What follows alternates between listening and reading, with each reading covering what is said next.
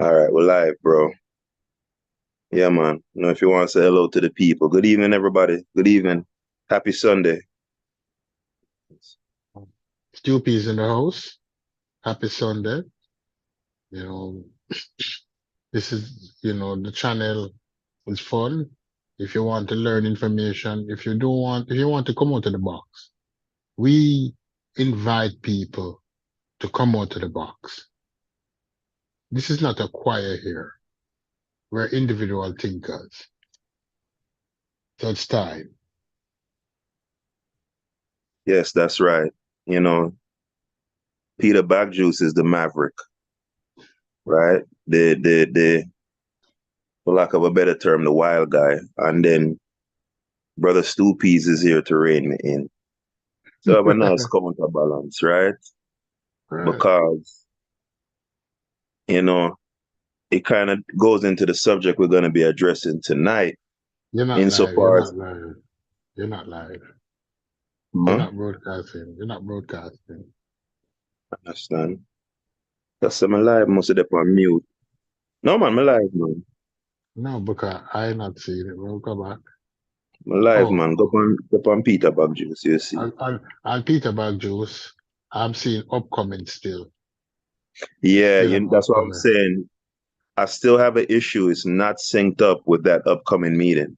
So I started a new meeting because, like, I figured out how to do the upcoming thing, Hmm. but I believe there's a key, what they call a meeting key or a stream key or something. I'm supposed to plug into Zoom or something. So there's still one piece of the puzzle that I haven't quite figured out yet. Um, so this meeting is separate from that one that says upcoming. So it's kind of messed up because those are the links that I've sent out.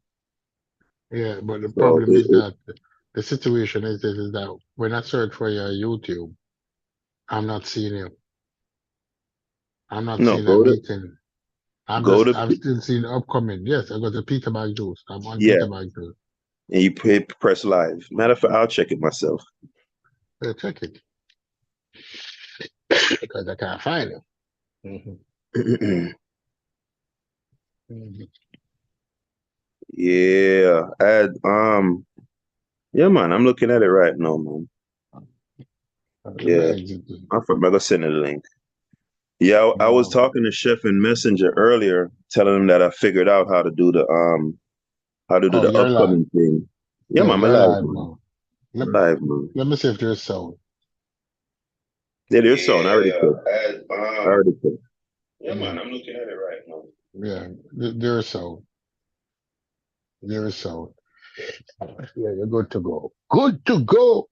To Giza. So yeah, I was talking to Chef, man, because I'd Mm, asked Chef originally how to sync up the upcoming thing with mm, your Zoom and all of that stuff, and he said he didn't know how to do it either.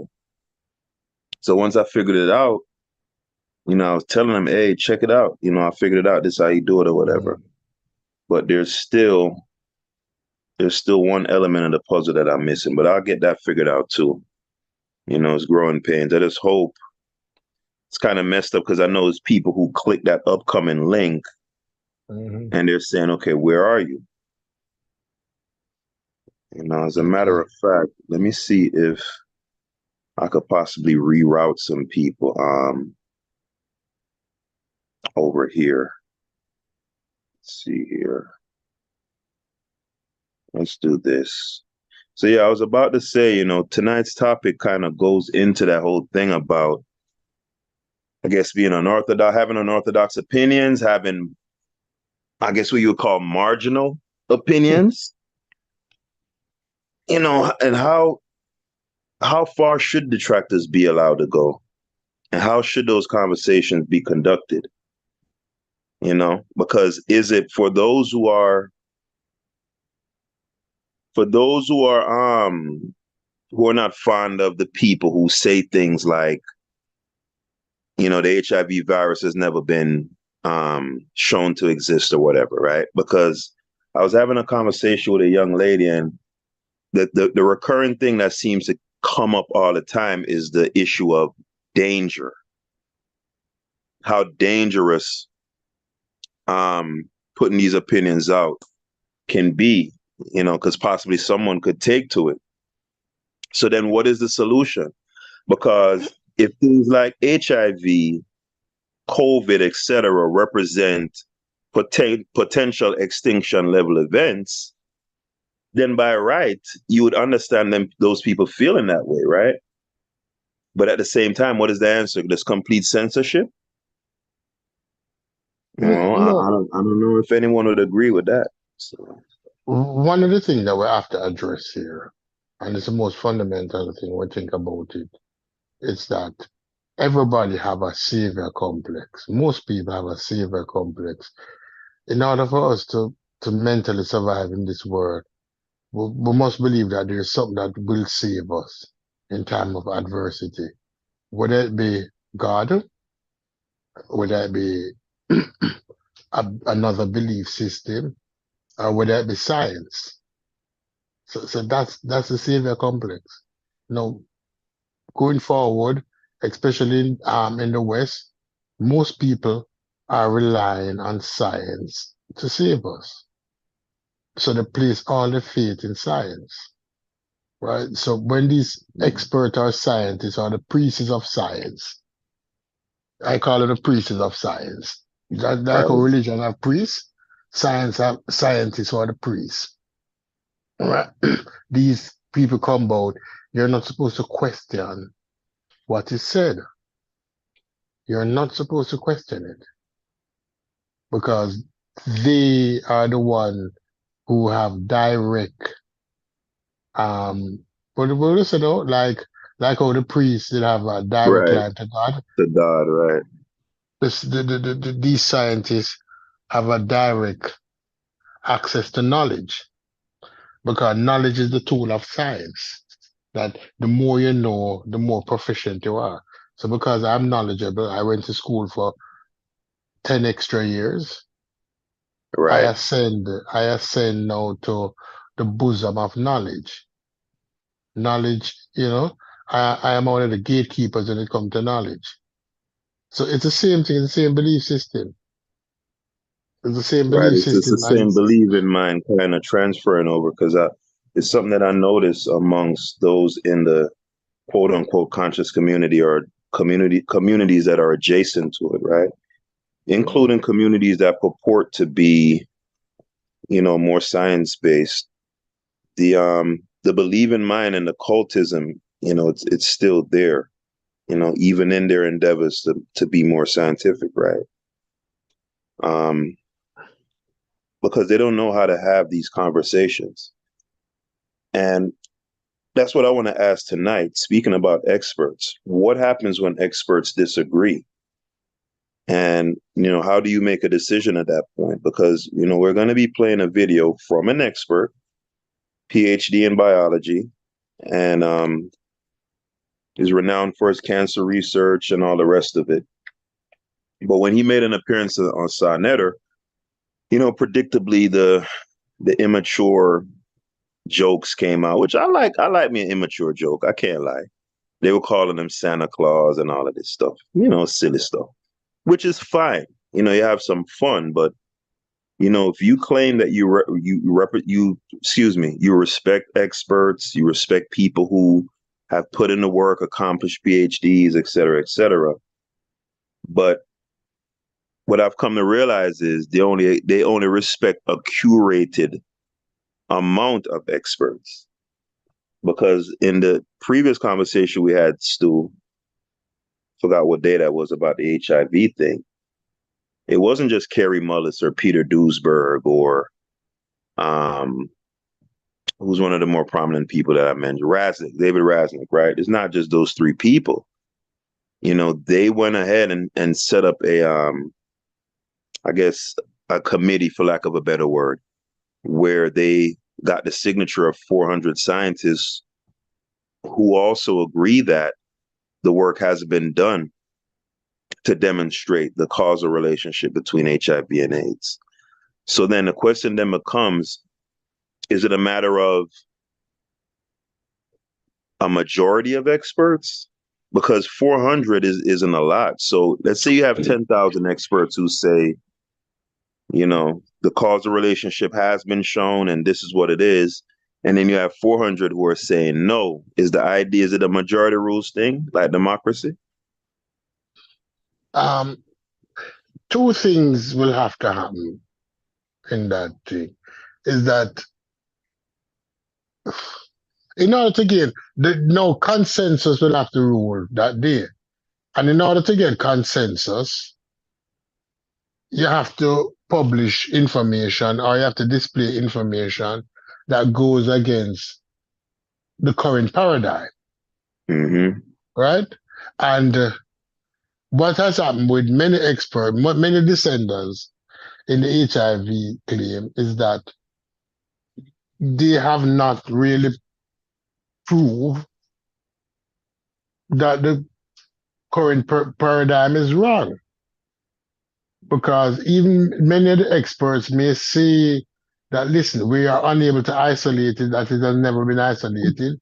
We're unable to prove that it is never there. But that same person will say, um, virus have unique proteins, and they have Mm-hmm. seen particles of virus that people has referred to as HIV.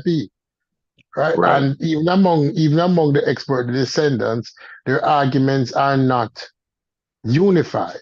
They're That's the not. They're problem not. with They're not completely congruent right. all the way through. Right. So Mm-hmm. if the thing is that why the descendants are the detractors are losing. no, Why the detractors are losing is that there is no there is few commonality in the argument because when you listen to many detractors, there's no, as you say, congruence. And while the current paradigm now has Mm-hmm. more congruence. So who you're going to side with? If 100 people tell you that the world is flat, Mm-hmm. but then when describing the flat Earth, some people say it's under a dome, and some people say it's an infinite plane, and some people say they're describing the flat in 10 million different ways. While people who say the world is round, the current paradigm say the world is round, and it has a diameter of 4,000 kilometers or whatever it is, and it's the third planet from the third planet in the solar system, circling the sun, and they have congruence in the argument. But flat earthers, if you talk to 10 different flat earthers, you end up with 10 different situations. And it is the Right. same for HIV, um, HIV deniers. In many cases, Mm-hmm. is that most of the top people, the conversations are not the same. And that is why they're losing the Right. argument. And Because that's why lay people are so important. Because everybody can't be an expert. And the thing about, being an expert, being educated in a formal system of some sort, mm, naturally there's gonna be a sort of a unifying principle that tends to form in whatever school of thought gets developed. And you kind of work within those paradigms. Even when you try to get out of the paradigm or you tell yourself you're working outside the paradigm because you're so inculcated in that system, you don't even realize that you're still working within the paradigm. No, somebody who isn't formally educated on that level, the layman, a lot of times, they're looking at it with fresh eyes. It's kind of like that concept they talk about in detective work when they say you have to have soft eyes. Somebody from the outside, it's just like a child. You ever seen a child make an observation and you say, wow, like how didn't I think of something like that? Right? Because a child has an innocence about them, right? So there are aspects that somebody who's far more educated that wouldn't even consider. Now, for example, the video that we're about to play, David Raznick, he says that the HIV virus, he says the HIV virus is a retrovirus, right? But mhm, he says retroviruses are harmless. But there's only one problem. The word virus, by its very definition, is an agent that causes disease. So there is no such thing as a harmless virus. That's literally an oxymoron. And this is a brilliant man, a PhD, but guess what? Me, as Peter Bagjuice, without no I don't have a lot of letters behind my name. PhD, MMS, MBC, all of that stuff, right? But I can make that very, very obvious, um, that very obvious observation. And it begs the question, when these people are talking, right? It's almost like as if because they're scientists, they don't, it's something in them that makes them not want to completely break away from the paradigm. You get what I'm saying, Stu? Yeah, It's but a because they have a reverence, they have a reverence for institution. So they don't want to completely burn the thing down. And I really don't either. But you can't mince words. no, You but can't say however, you can't say a retrovirus is harmless. It's a virus. So it's no, not a virus then. but however, you have to take into consideration that um when when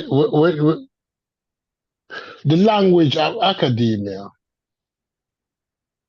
the layperson who don't understand the language of academia will have a problem disputing what is happening because he's unable to express his issue with a matter in the correct way.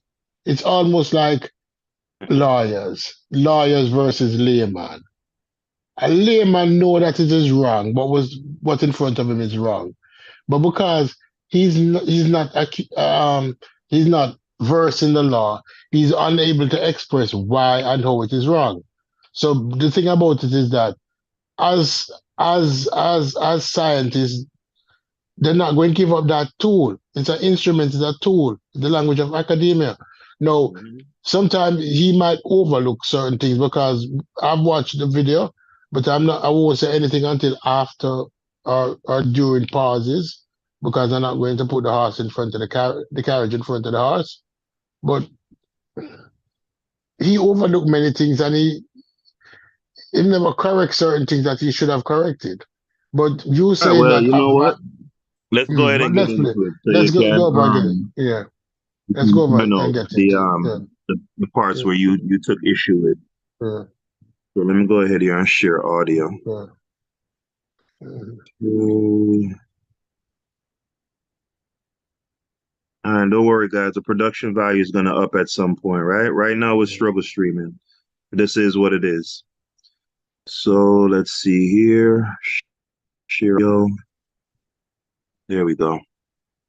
All right, let's get into David Rasnick, aka Santa Claus.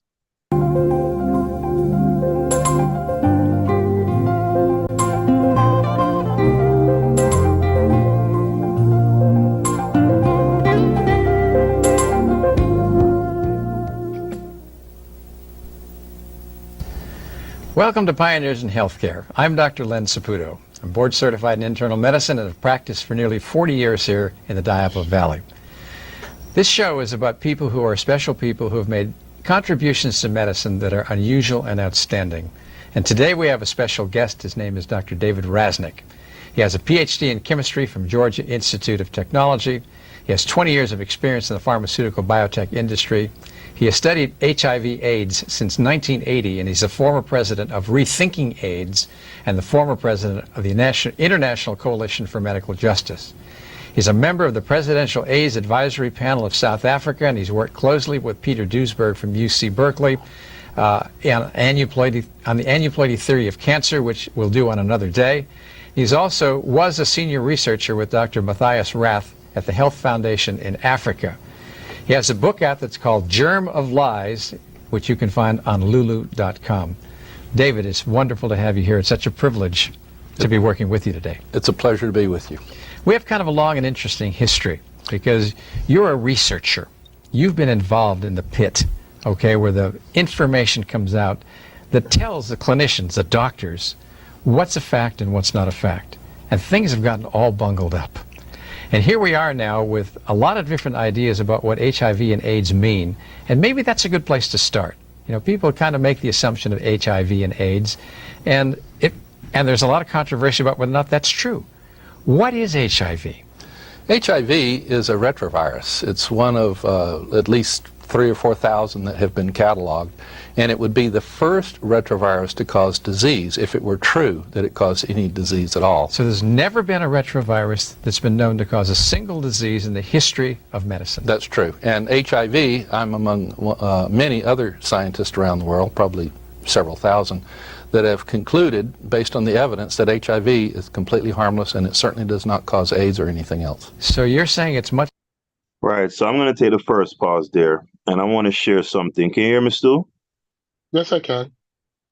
Yeah. So I want to share something real quick. Just real quick. Going to go to Google here and look up the definition of a virus, right? And you know, just to show you how intelligent people, even they can have oversights. So we're going to type in here, virus definition. So you heard him say that they have about 4,000, I believe he said, categorized or cataloged retroviruses, and none of them have been shown to be linked to any disease. He calls them harmless. So in light of that, here's a definition, and let's see what source is this. Cleveland Clinic. It says viruses are microscopic organisms that can infect hosts like humans, plants, or animals. They're a small piece of genetic information, DNA or RNA, inside of a protective shell. Some viruses also have an envelope. Viruses cannot reproduce without a host. Now, the definition that I was looking for, okay, here's a definition that I was looking for, because they tend to kind of change these things yearly. So it says here on Wiki that a virus is a submicroscopic infectious agent that replicates only inside the living cells of an organism. Viruses infect all forms of life, or all life forms, from animals and plants to microorganisms, including bacteria and archaea. So now let's click on infectious agent. In biology, a pathogen, suffering, passion, producer of, in the oldest and broadest sense, in an organism or agent that can produce disease. So I can stop there. So a virus literally is something that hijacks the function of a cell and at some point in time leads to disease. That's what makes a virus a virus. So if you're saying that retroviruses are harmless, then by definition, then they're not viruses. Does that sound logic, Stu? What do you think? Yeah, but he did not want to make to me, I will overlook that because basically he did not want to make a broad, he didn't want to say all. It may be all, but he did not want to say all because when I hear it, basically he's saying that not all viruses are pathogens. No, what he's actually doing is dancing among the tulip. Because if you use the argument that all viruses are pathogen, you cannot use the argument that HIV is not a pathogen. Because Right. HIV is a pathogen.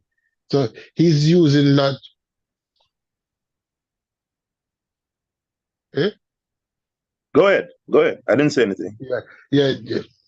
No, coming up, no. Yeah. So HIV is so you can't say HIV, if identified as a virus, is not a pathogen. Because his strongest argument is that no viruses are pathogen. No, that's not what he's saying. We'll go back and think about it. He's saying that no retrovirus. No, he said retrovirus, not virus. He's specifically saying retroviruses. Okay. Are All right, he's saying that no retroviruses are pathogen. He said none of them have ever been shown to ever cause any disease. Retroviruses are harmless. Right, that's what he's saying. But he's not denying viruses. Oh, so go on, but he's just denying all viruses are pathogen. That He's retrovirus, denying all retroviruses are not pathogen. Right. Let's continue.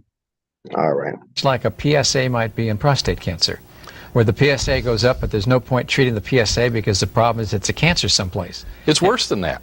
Okay? It's totally worse than that. HIV has never been obtained from a human being. People should understand that. Retrovirus... Never been cultured from a human being. Never been obtained from a human being. What does that mean? For example, like if you have hepatitis or flu or a cold or measles or chickenpox, any viral disease, you can take a sample of blood, or at least from the wound or the pox. You can culture it. Don't even have to culture it. There's a virus there that you can quantify without even culturing. You can culture, but typically you can spin it in a centrifuge and get a little bit of it in a vial, and you can quantify it. It will be infectious, viable virus that you got directly from the patient. If you put it into another human being, that will infect the other human being. That has never been done with HIV. That's just really hard to believe. I mean, that's some of Koch's postulates. I mean, Can I just say something? Yeah, What absolutely. what he has just done is called the researchers in Paris liars, and he has called the researchers in America liars, because the researcher in Paris claimed that they had isolated the HIV virus from the, what do you call them thing there again? Was swell up all the while? Lymph node, right? Right. From the lymph node of an infected person.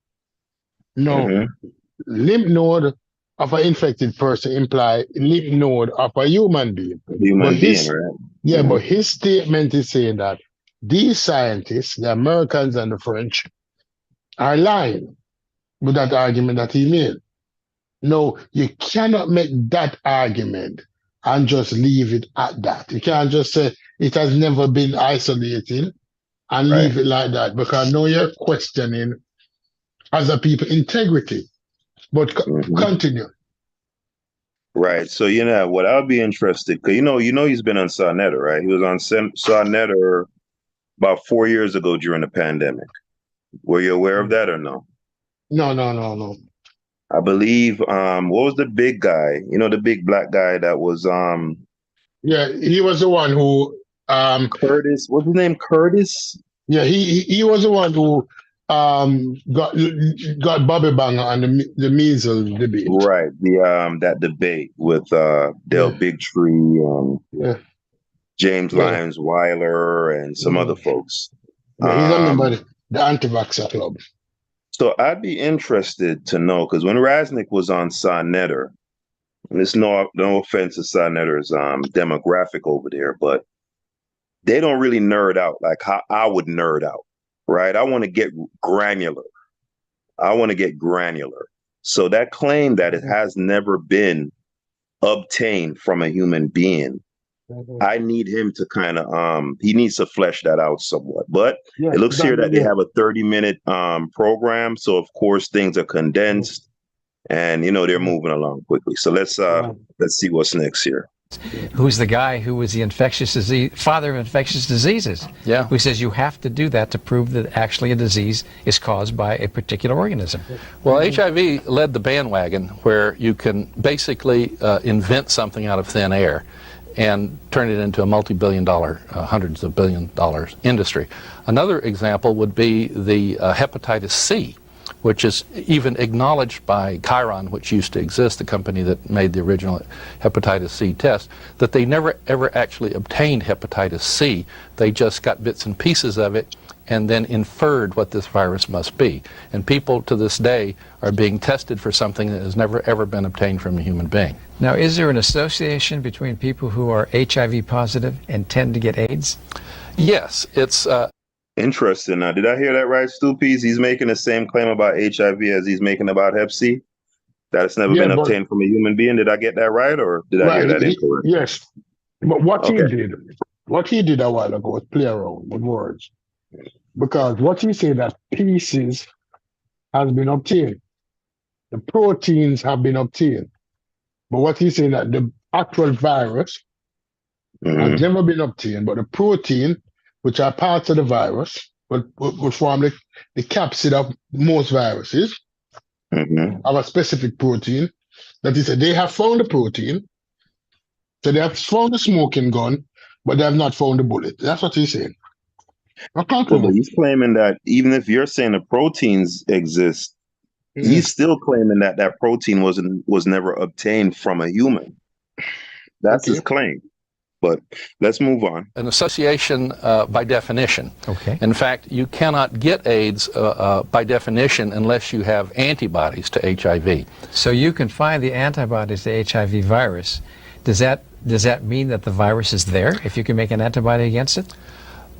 No, it does not. In fact, the presence of the antibody, that's the principle of immunization. It means that your immune system is won out and it's defeated the pathogen, the virus, and it's gone. That's, for example, if you've ever had measles or the chicken pox, you'll have antibodies to it, but the virus is not detectable. So when somebody has something like mumps or measles or chicken pox, and they have antibodies, the illness is done. Exactly. They don't have the antibodies when they're sick. And that's exactly the situation you're saying about HIV and AIDS. That's right. They generate it over time. Go ahead, Stu. That's not true. That's not true. That's not true. Antibodies are the body's way to fight off an infection. Mm-hmm. Right? So therefore, if what the other doctor said was true, that means it's after the infection that the body creates antibodies. It's not during the infection. So the body wasn't fighting off. The human system wasn't fighting off a disease, a pathogen. Well, antibodies are created to fight the pathogens. So they start during an active infection, not after. Common sense will tell you that. Antibodies are not produced after. It is produced during. But what is left is the residue of the antibodies left, and the body and the immune system remembers which antibodies affect which pathogen. But it's during the infectious stage, during the infection, that the body's produce antibody, not afterwards. That's a blatant lie that is just told. So would I be right in saying that you don't agree necessarily with his overarching what he said insofar as immunology 101, the idea that the presence of an antibody, right, in immunology signals that your body has encountered these pathogens before and now has learned, right, like what you just said. So if ever challenged with that pathogen again, those antibodies will be ready to. No. What I disagreed with is that antibodies are not formed after an infection. No, that's why I said that part of it, putting that part of it aside, do you agree with the overarching idea about immunology and antibodies being, those things that remember, and if you were to ever encounter that pathogen again, the body would be more apt and more immediately ready to kick in and deal with it. Do you agree with that part? I agree with that part, but guess what? Mm-hmm. When a man lies, I have to ask the question, why did he lie? Because he, as a knowledgeable person, and he's talking about antibodies, and he purposely left out when they started to say that it's afterwards. It was a conscious decision he made. So I'm asking my question, why would he lie? Why would he lie by omission? The lie that he spoke was a lie by omission. But the other part is true, but he lied by omission.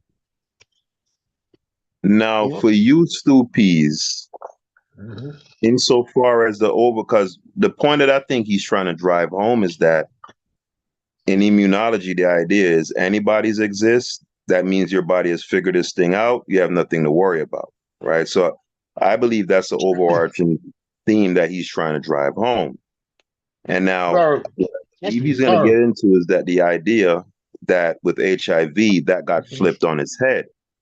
Now, how for you, him saying that the antibodies are developed after, during, whatever, for you, does that materially change the overarching, conclusion insofar as what antibodies mean, the presence of antibodies mean? Yes, because what he has done by omitting that fundamental part of it is that he's going to go into the argument to say, if the body produces antibodies, why would the body still have an issue with HIV? That's why he lied by omission. Mm-hmm. He lied by omission in order to facilitate his arguments. And when the antibodies are produced, would affect the body's ability to recognize and fend off HIV or whatever disease? or pathogen? When your body produces antibodies, what your body is saying that this is the best defense that I can naturally produce to fight off an infection. I try everything. This is the best I can try to fight off the infection. And I hope that my weapon that I produce can win this war for me. It don't necessarily mean that it can beat the war. Because when people have cancer, and unless you're denying cancer, the body also forms antibody in an effort to fight off the cancer cell. But we know that the body can't win that war against cancer. Unless you're telling me that the body win the cancer war. Mm-hmm. Right? So antibodies are always produced. It is the best line of defense that the body have against a disease. So Sometimes it you can agree win and then, sometimes it Prince? can't lose. But antibodies don't mean that the body has successfully beaten a disease. That's my argument. Antibody don't mean that the body successfully beat a disease. Because it can be continuous. People with cancer continue to produce antibodies in an effort to fight the cancer, although they're losing. Because it's the body's best line of defense. But continue. So what was I about to say? I was saying the immunological principle of encountering a disease and the antibodies existing in your body signals that your body has figured it out. So the No, presence of no. Don't figure. Continue. hold on, Sorry. hold on. Let me finish the sentence. So the question for you, Stoopies, is: does the presence of measles antibodies mean that you have lifelong immunity to measles? Again, when you're walking through chipping through the daisies, you bring up an argument like that because a lot of people say antibodies mean that the body has successfully figured out a disease. And as I mentioned earlier, And you're saying no, that's not so. that is not always the case. Because Oh, not the body, always.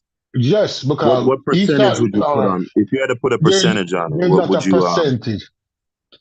People have encountered incurable diseases for years. Back in the day when persons have tuberculosis, the body was always so producing antibodies for tuberculosis, for TB. But guess what? The body never killed the TB.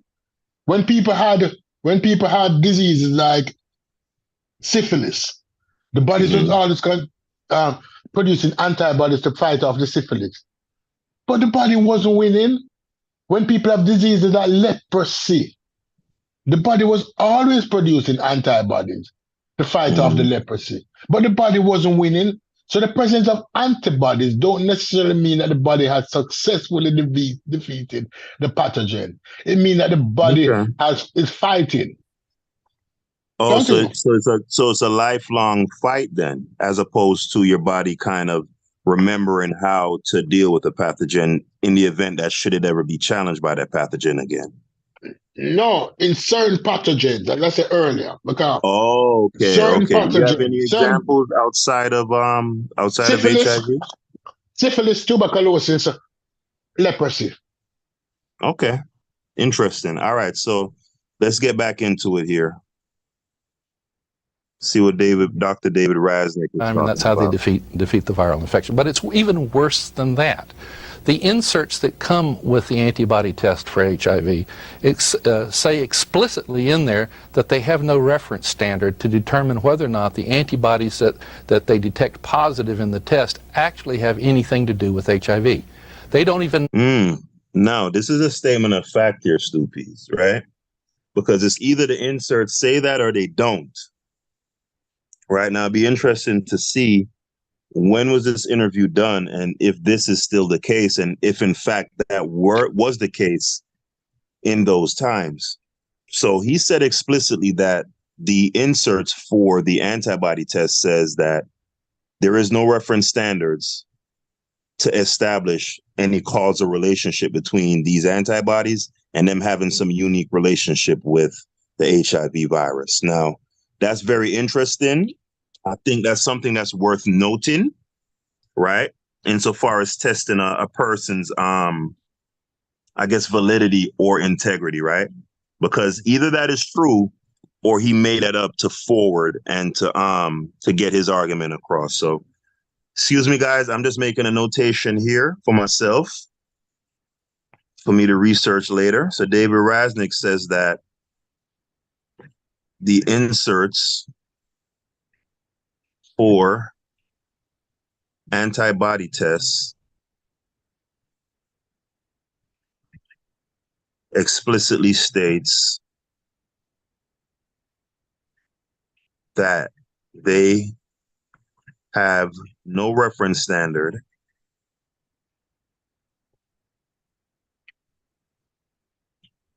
that establishes a unique relationship between said antibody and HIV. All right, so I'll be researching that probably tomorrow to see if that is in fact the case. Now, Stoopies, if that is in fact the case, what say you? Could you define insert for me?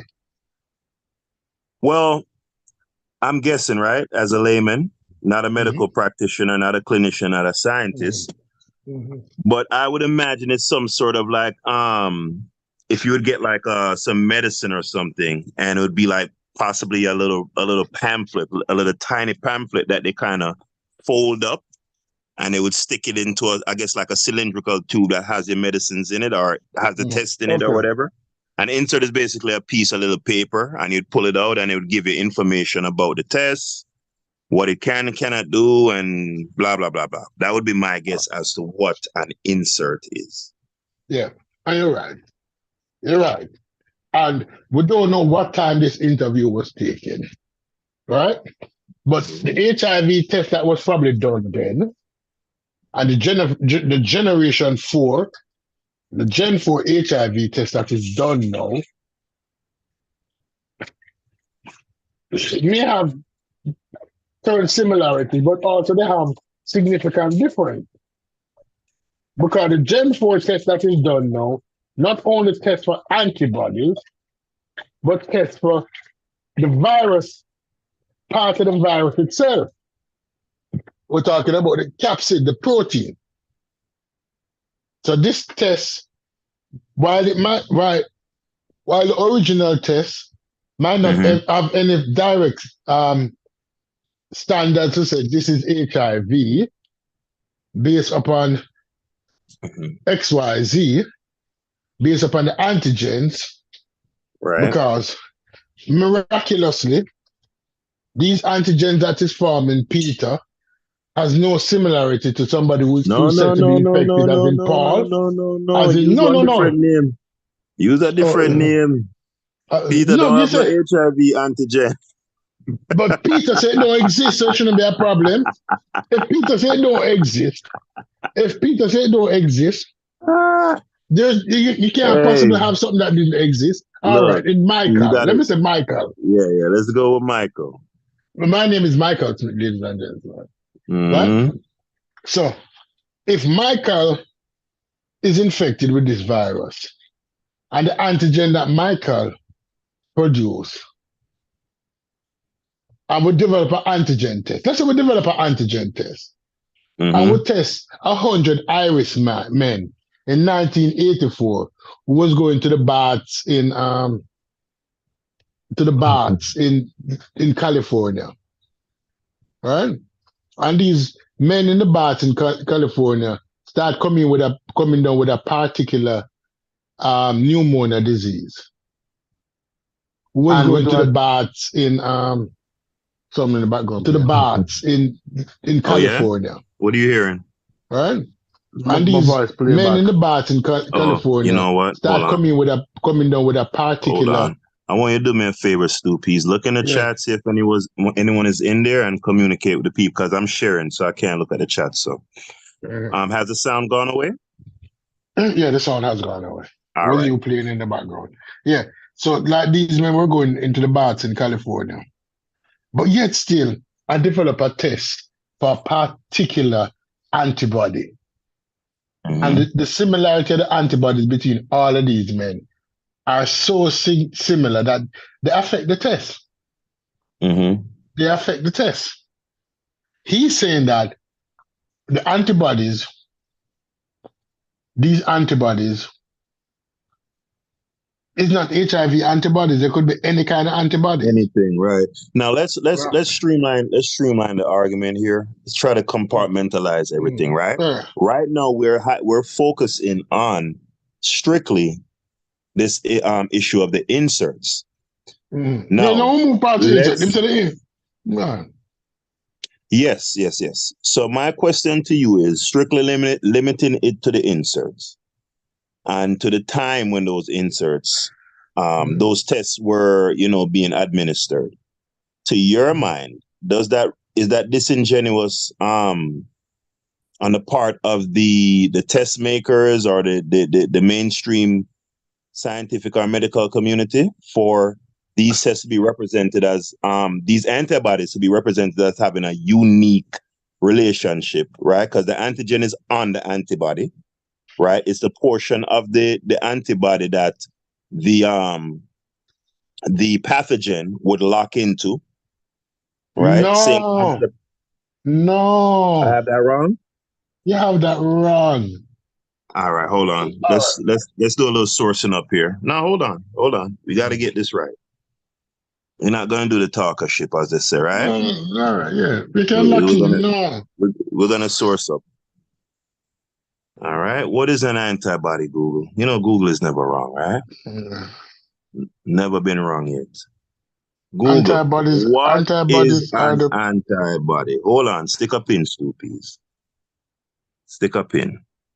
All right, short write up here. Blood protein produced in response to and counteracting a specific antigen. So the antigen is the pathogen. Basically, how I resolve it, I say antibody generator. That helps me to remember what an antigen is. It's basically That's that thing not that true causes the. either. Hold on, it's just a shorthand. Hold on now. It's a shorthand way to remember what the antigen is. Remember, we're on Google, right? We're sourcing up, so we're gonna delve into it more. Don't get excited. Let's just take our time here. So it says antibodies combine chemically with substances with which the body recognizes as alien, such as bacteria, viruses, and foreign substances in the blood. All right. An antibody is a protein produced by the body's immune system when it detects harmful substances called antigens. So antigen can be anything that the body recognizes as an insult. And that can be fungi, bacteria, parasites, viruses, and chemicals. All right. Now, let's see if we can get a depiction here. An antibody is the secreted form of a B cell receptor. The term immunoglobulin, can refer to either the membrane-bound form or the secreted form of the B cell receptor. Let's go to Wiki here. Look. All right. You're going. Look, brother. Let me talk. Let me talk. Because you're going ahead with all of this. It's a simple thing. When you hear the word antigen, anybody out there, antigen is any substance that is foreign to the body, to the natural body. Right. We just hold on. So Jesus Father, I can't talk. No, you can't do me this. No, you can't do me this. Right? Antibody is the body's response to an antigen. It is not produced by the antigen. It's a response. So the body finds a foreign substance and it starts producing antibodies. It produces a whole different gamut of antibodies until it finds one that is a combatant to that foreign substance. So it's like, think about it. It's like a roulette wheel. The body just spin. It says, we could try this don't work. We could try this don't work. We could try this don't work. Right? Until they come on the best one that they have that is combating this foreign substance. It starts during the infection. Right. And it's sometimes it is there after the infection. Especially in the case of TB. That is why when we go to the embassy and we do a TB test, because we were introduced to the TB vaccine, we have the Mhm. TB antibodies in our system, and the American government will say to us now, what is this? Does this antibody indicate a past infection or a current infection? So we have to Mhm. do another test to measure when they introduce us to an inoculant of TB to measure how this thing react. And based on how it react, we can tell whether it's the past infection or a current infection. These two liars negate the fact that antibodies are produced in current infection and telling people Mhm. that it's after the infection. So Well, when a man lie, stop, let me finish. When a man lie, we have to find out mhm. why him lie. but Stoopies, you veered off again. Because remember, I'm no, not veering off. You trying to hide the fact hold that the on, man them lie. Did they hold lie? on. Or let me ask you a question. Did they lie? No, that's a simple question. Did they lie? Yes or no? All right. So I was in the No, no, no, middle no. of something. I'm asking you the question. Did they I lie? hear your question, No, no. Stoopies, Then but wait. answer the question. Yes or no? Did they lie? No, but Stoopies, that's No, not no, no, fair no, to no, me. no, no, no, no. Did they lie? Yes or no? I'll stick a pin in No, that, no, no, right? no, no. You can't stick a pin in it. We can't continue the conversation because guess what? You asking me to trust the words of liar, and we know that they lied. No, Stoopies. Remember, no, we're No, reviewing no, a, no. Did they lie? But if you start out with a lie, if you're making a Mhm. point and you start out with a lie, The I whole have to thing look at about you through side when the eye. so your whole thing is about when the because I believe it was the MD that said that, right? No, I am saying to you that No, they no, no. lied. I'm saying the It thing don't about matter the who said. It don't matter who said. hold on, You are no, no. You are Stoopies, trying to overlook the fact that these two men are liars. So if Stoopies. then, I'm all right, trying to continue. I'll I'm listen. I'll listen. yes. So you're saying that they're lying, but I'm trying to ascertain because you have a clear conception of what they're lying about. I'm saying I'm not so clear on that. So I'm just asking for just a little bit of clarity. Now, from my recollection, it was the MD that said the thing about the antibodies forming. What did he say? After? During? What was the thing that he lied about? He said both men said. No, the Mm-hmm. doctor who was interviewing your boy said Mm-hmm. antibodies indicate it occurred after the disease has passed. You can go back to it. And Okay. we know that antibodies are what fought the disease. So the Right. disease has to be active.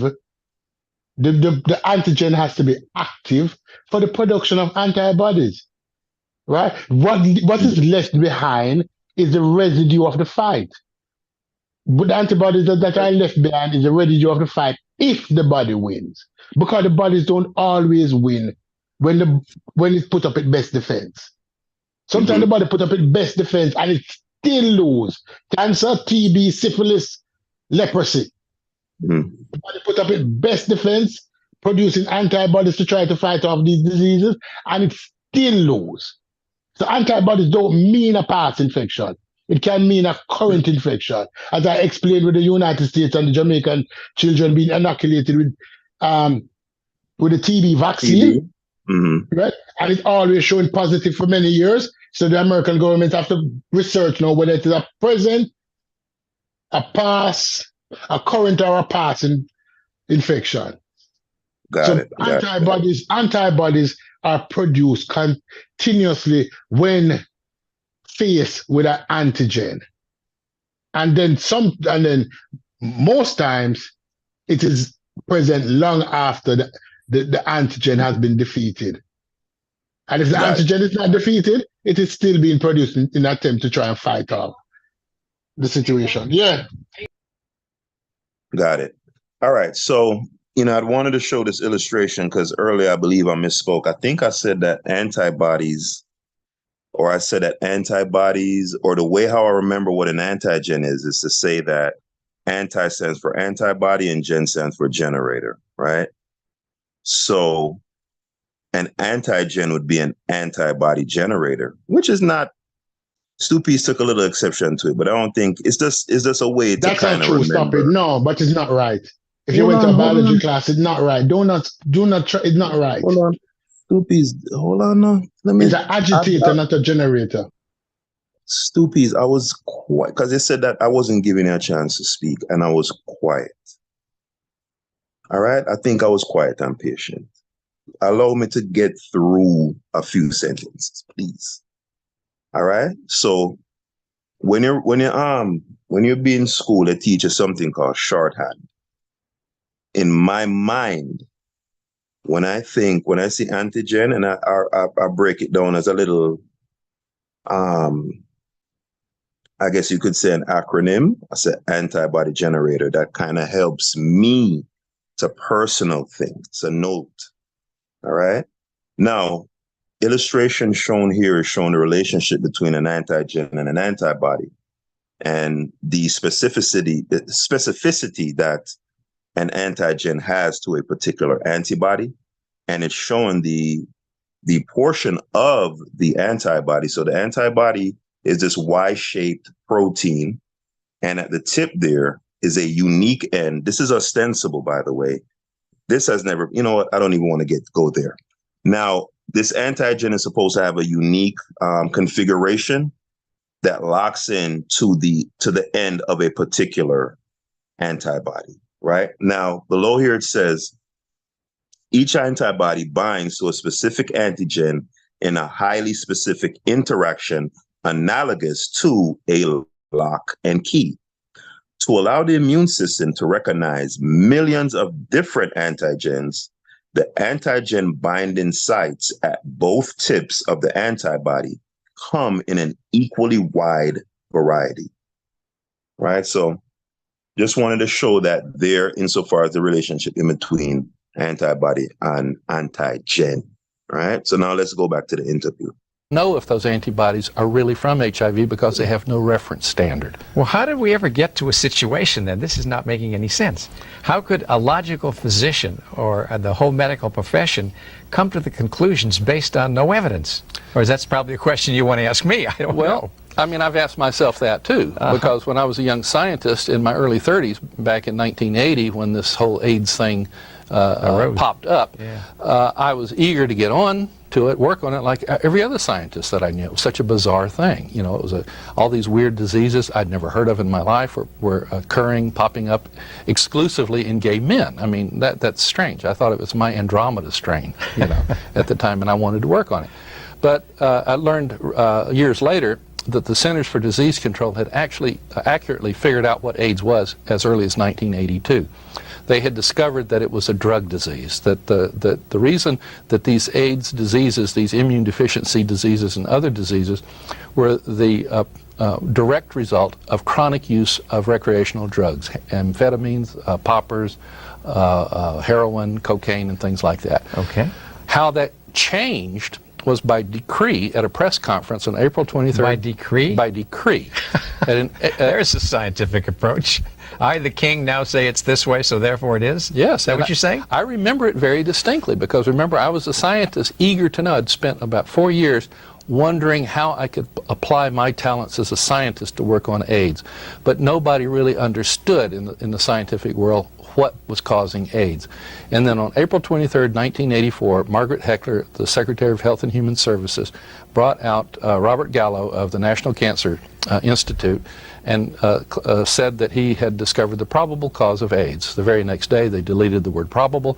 And Robert became a fact. Yeah, it became a fact. Robert Gallo applied for a patent on his HIV test that very day. The federal government got behind it. Now the federal government, we taxpayers, as of this year, because of the latest legislation for the PEPFAR program, which had just voted in another $48 billion for African AIDS, we have now spent $250 billion, $250 billion on AIDS. American taxpayers have, just not the drug companies, not volunteer organizations, but the federal government has spent this money. Wow. And they have not saved the first AIDS patient. They use that fact to advertise more money to do AIDS research and to warn people about safe sex and condoms and things. Okay, now people are talking, and one of the things I know you know a lot about is the infectiousness Right. of this disease. Right. Supposedly. Well, Anything you want to speak on, Stu? Stu, you there? that's what everybody said. Let me see if Stu's still there.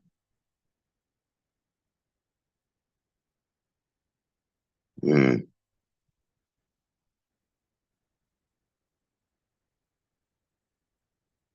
Okay. Yeah, he has his mic muted. He must be doing something.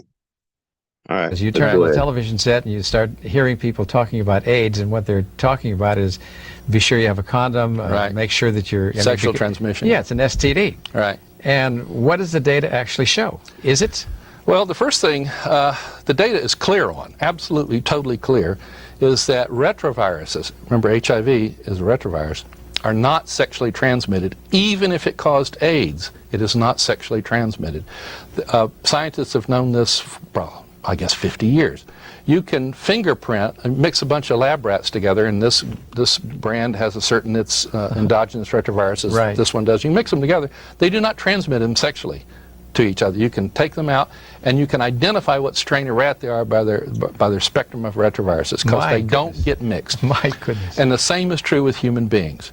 No study has ever shown, even with HIV or SIV, the so-called simian immunodeficiency virus, no laboratory experiment has ever demonstrated sexual transmission of a retrovirus, including HIV or any of its laboratory equivalents. Well, then where did the whole medical profession get the idea that this is an STD?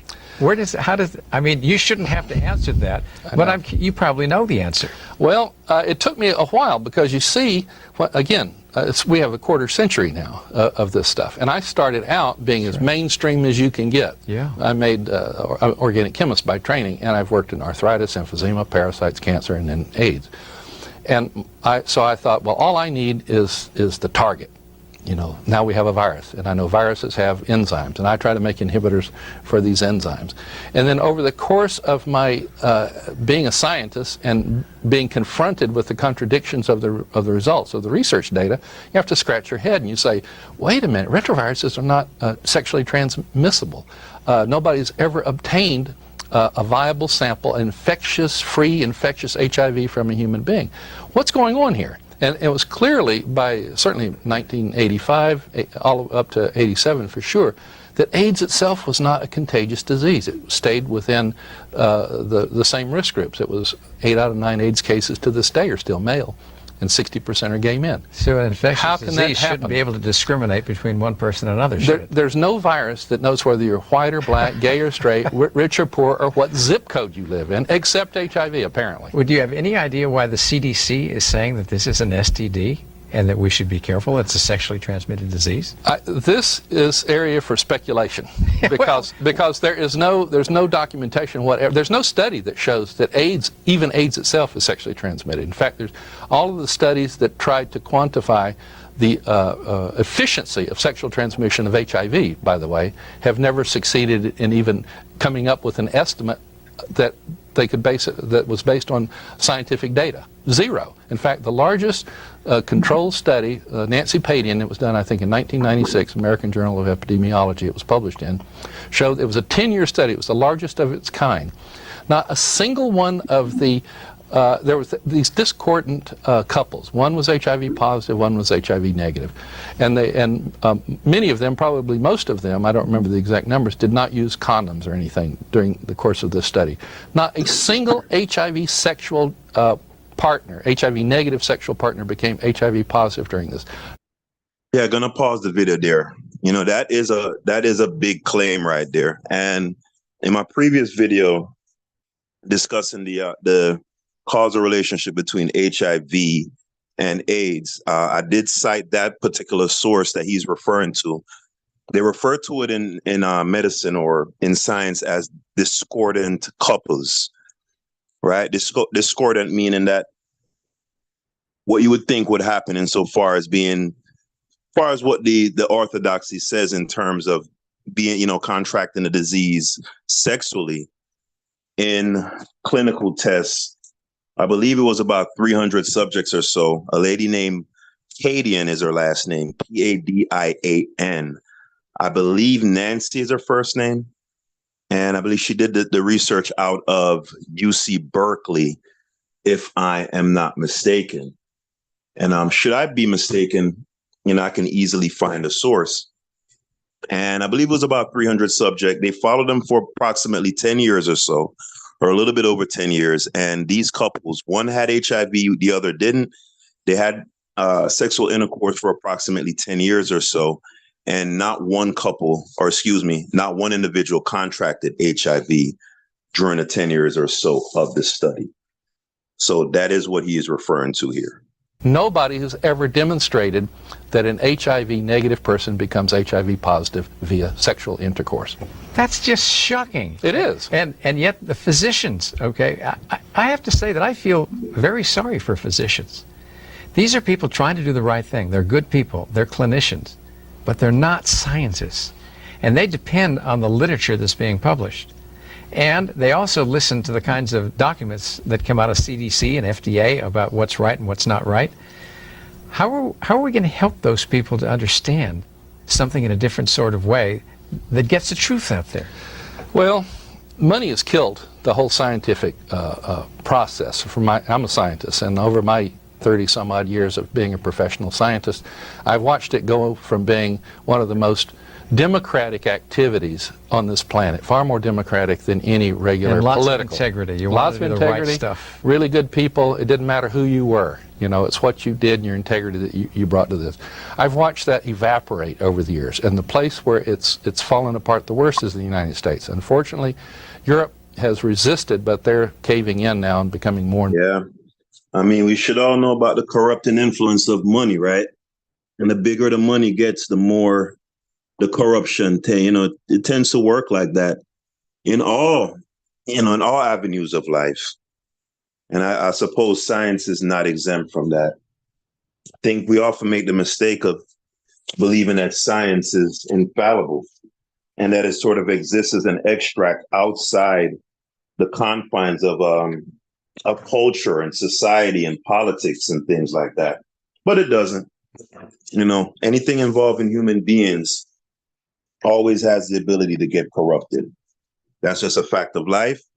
Science isn't exempt from that. So not sure how you would resolve that situation, because of course you need money. You need money to operate these institutions and these labs and stuff like that. So money has to play a part. Probably what I would propose is so much not having the money concentrated in very few hands, because what you tend to have happen here is a few elite institutions, a few elite individuals who have an inordinate amount of wealth. When that tends to happen is when the corruption tends to come in. So let's continue on. Let's hear what else Dr. Rasnick has to say. More like the American thing. Before you go on with this, I want to just substantiate what Dr. Rasnick is saying. He's saying that the literature that we have, the medical literature, the scientific literature, is no longer believable. And it's not just him saying it. Marcia Angel, who was a physician and chief editor of the New England Journal of Medicine, Catherine DeAngelis of the Journal of the American Medical Association, Ushma Anil of another major medical journal, have all quit their jobs and said they are disappointed, disillusioned, and can't believe the low quality of material that's coming across their desk that's published in their journals. And it's because of other factors. There are people who have an axe to grind, who have a mission to accomplish, who have an ulterior motive to be able to get their point across. So if a pharmaceutical company, for example, is doing a study, they're going to make it look the best they can. They're not going to invest $500 million, okay, in a study and come out and say, don't buy our drug, it sucks. So we're seeing a lot of that. So what you're saying is no more than a reflection of what they are saying, and you've personally experienced that. Yeah, and more people are. It is such an obvious problem now that many of the mainstream people are speaking out. Even the physicians are beginning to question. Yeah, and look at the direct-to-consumer ads and all the problems that come with that. Right. Big deal. But I want to take this back to this whole subject of AIDS now. We talked a little about HIV, the test, and some of the reasons why things are like they are. Tell us what AIDS is. I mean, it stands for, the letters AIDS stand for Acquired Immune Deficiency Syndrome. Okay. This acquired immune deficiency syndrome has been known long before what we call AIDS with the capital AIDS. It was principally in people who were malnourished or premature babies, for example. There was good examples of this after World War II when the Allies went in. They looked in Germany and they saw the consequences of malnutrition. Sure. And AIDS popped up among these children. Wait a minute. Now, that's a very interesting claim right there, and another one that I'm going to have to investigate if that is in fact true. Dr. Raznick here is claiming that the concept of AIDS, acquired immune deficiency syndrome, existed before it was ever associated with HIV. That's very interesting. So another thing to notate and research. As a matter of fact, let me go ahead and put that in my notation here because I'm probably going to end up forgetting. So let's see here. David Raznick claims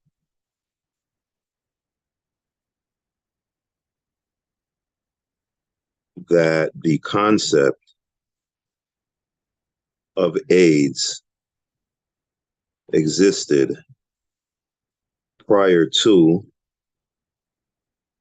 and independent of its relationship, or I should say its ostensible relationship to HIV. Beautiful. We'll research that later. Let's go, Dr. Especially, Raznick. and even some adults, just malnutrition. In fact, malnutrition is the world's leading cause of acquired immune deficiency. Well, that shouldn't be a surprise. I mean, it makes sense. No surprise. If you don't have enough of the nutrients you need to take in, your immune system's going to go south. It can't do the job it's supposed to. So you've got an acquired immune deficiency syndrome. That's and right. the problem is the word AIDS is more charged. Right. People don't think what AIDS stands for. Right. They just think it's this horrible disease that happens because of HIV and in gay men and drug users. And sexually transmitted. Right. In the industrialized world, the principal causes of acquired immune deficiency is drug treatment, chemotherapy for cancer, for example, and also drug therapy like cyclosporin A for organ transplant patients. Okay. The cyclosporin A is So we're trying to interfere with immune competence. with the organ transplant drugs. Yes. You intentionally depress the immune system so that the patient doesn't lose the liver or the kidney or whatever. Exactly. But you have to titrate it, or they'll get sick with AIDS Or you diseases. might kill them. You kill them. You can kill them with it. So those were the principal sources of AIDS, acquired immune deficiency syndrome, around the world. Okay. Recreational drugs. Peter Duesberg and I have documented over the past 100 years that chronic use of heroin and cocaine and amphetamines and the poppers, the nitrite inhalants the gay men use almost exclusively, can cause AIDS-defining diseases. And that explains principally why the gay men, for example, were so disproportionately among the gay statistics. So all you're saying is that these people with these kinds of lifestyles have immune deficiency problems. That's right. And it's acquired. Right. Okay, so it's AIDS. Right. And the CDC understood this as early as 1982. They actually had it figured out. It wasn't rocket science. All this stuff is known. But then after that press conference, Robert Gallo was the one, who said that his retrovirus, and then he was the one that said it probably came from Africa, and it's probably sexually transmitted. He's a retrovirologist. He should know better that... That's by decree again. By decree, that retroviruses are not sexually transmitted. They're not. And even if they were, they're totally harmless. So he had a lot to gain from this. He did. He made a lot became of a money. millionaire. Yeah, on at his least HIV millionaire. test. At least, yeah. So the HIV test, and then he takes a stand against anybody who has an argument against that.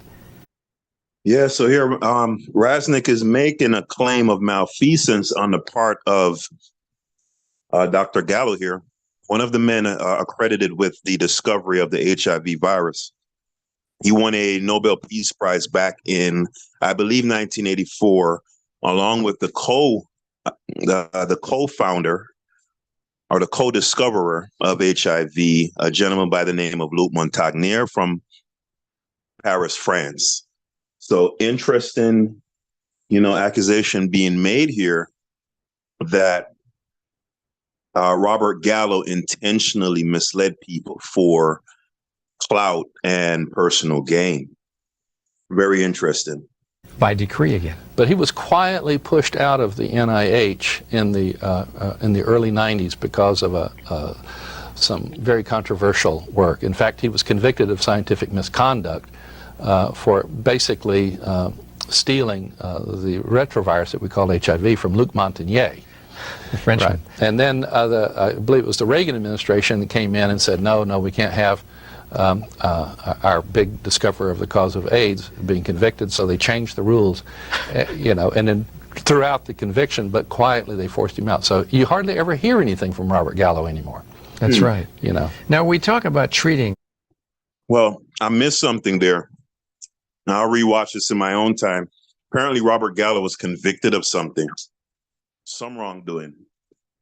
I didn't quite catch that in what David Rasnick was saying.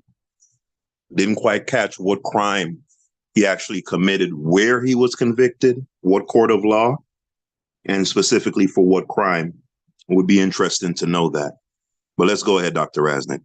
Acquired immune deficiency syndrome, AIDS, with drugs that are very toxic. Right, the chemotherapy for cancer, basically. So it's doing more to suppress the immune system. It does, and they're extremely toxic drugs. There's not an HIV drug on the market that does not come with a black box warning label. That's the most serious warning that the FDA puts in a label before they pull the drug off the market. Could it be that somehow, for reasons we don't understand, that the drugs that are used, like AZT and others, to treat people with AIDS, have a beneficial effect on them, on their disease in some way? Is that possible? It's always possible for that to happen. Is it probable? I mean, can we explain it? Would be a better way to say. Right? Can we explain it? You probably can, but what is really clear in the literature is that these drugs, in mass, on the large numbers of people, 95% of the people for sure do worse on these drugs than people who don't take them. How do you know that? It's in the mainstream literature itself. So you could quote the articles that say that. Why don't the doctors look at that? Or is that your question? MDs, basically physicians, practitioners, do not read the scientific literature. So they're basically following CDC recommendations. That's true, but they also, how they learn about drugs, the pharmaceuticals, they learn about the drugs from the drug company. the drug salesman. That's right. A that lot sends of it to that's them. true. They don't read the primary literature on this stuff. Well, don't include me and they. No, absolutely. Now, for posterity and the audience, if there is any audience here, what do you guys make of that? Because that's not the first time I've ever heard that, this idea that MDs really don't get into the science of anything. They pretty much get dictated to as to what curriculum they're going to follow and what drugs they're going to provide, et cetera, et cetera. They don't look into whether anything works or anything like that. They pretty much just go through the motions. I wonder what I would want to venture to say that most people likely didn't have that idea of MDs. I'm pretty sure. I think I would say the lay public at large would imagine that MDs sort of function sort of in the same vein as scientists, insofar as, really knowing this stuff on a granular level. I hear some background. Stu, that's you? Yeah, man, my dad, listen, sorry about that. Okay. Info, my dad, listen. All right. Did you catch anything in the last 10 minutes or so that you wanted to speak on? Look. When we talk about HIV, and he's overlooking this, and he has not said it, and I listened earlier to what he said, and he has not said this. He had no time during his presentation ever said that, because what he's saying, that viruses don't exist. So he does not speak on the character. He doesn't take that position, Stu. Listen, the position when basically is that viruses are not pathogen, right? And if viruses are not pathogen, retroviruses. Because he believes in measles and all that stuff. Because he mentioned that earlier. He said specifically and only retroviruses are not pathogenic. Okay. But did he mention that viruses are cell-specific? Did he also mention that when you talk about antibody or antigen, antibody, when you talk about antibodies, how the body defense system works, right? It produces chemicals to kill, to eliminate some antigens. It engulf or swallow some antigens. How the body defense system work. Now, how viruses work historically, and what people prove when they take pictures of viruses, is that viruses by their nature are unable to attach themselves to certain cells. No cell is a perfect sphere. Cells have some unique features on their cell wall, and this allows many viruses to attach themselves to it. The amazing thing about HIV, the HIV virus, it's that it develops specifically to attach itself to a cell in the human body. And the cell in the human body that is attached itself to is also one of the major parts of the human immune defense, the CD4 cell. Now, if the CD4 cell is responsible for the production of antibodies to combat antigens, but it is the perfect meal, and I use the word meal, not that the virus eats, but the virus consumes cell. It goes into the cell and it changes genetic material in the cell and it consumes it and destroys it. That's what I use the word consume with. And that cell is the CD4 cell. So if you're attacking the defense don't possess the ability to change itself, to suppress itself from the attacker. He's not denying that. He don't mention CD4 cell. He don't mention the point of attack and the point of defense. He's not mentioning that. There's a lot of omission that these two gentlemen does in the presentation. They don't talk about the nature of the virus. They don't talk about how it's supposed that virus attacks cells. They omit those parts. Only part they talk about is that, listen, according to this test should not be able to say that this antibody is HIV antibody. That's the onus of his argument. He does not mention, I don't know when it was taken, because the current tests are generation 4 tests we're at now. And the thing about the generation 4 test, it not only tests for antibodies, but it tests for virus particles. It tests for the capsid of this virus. How are you going to test for something that don't exist? How are you going to test for something that don't exist? But continue. Let's hear the two silly gentlemen, the two liars. We can't call them liars because how them describe the immune system. Them is liars. Call them whatever you want, man. I'm not here by omission. Liar by omission. So therefore, I don't believe in nothing what them say can't be trusted because them start out with a lie. But continue playing the liar. Yeah, I'm certainly I don't censor people, so feel free to call whoever you want a liar. So let's get back into it.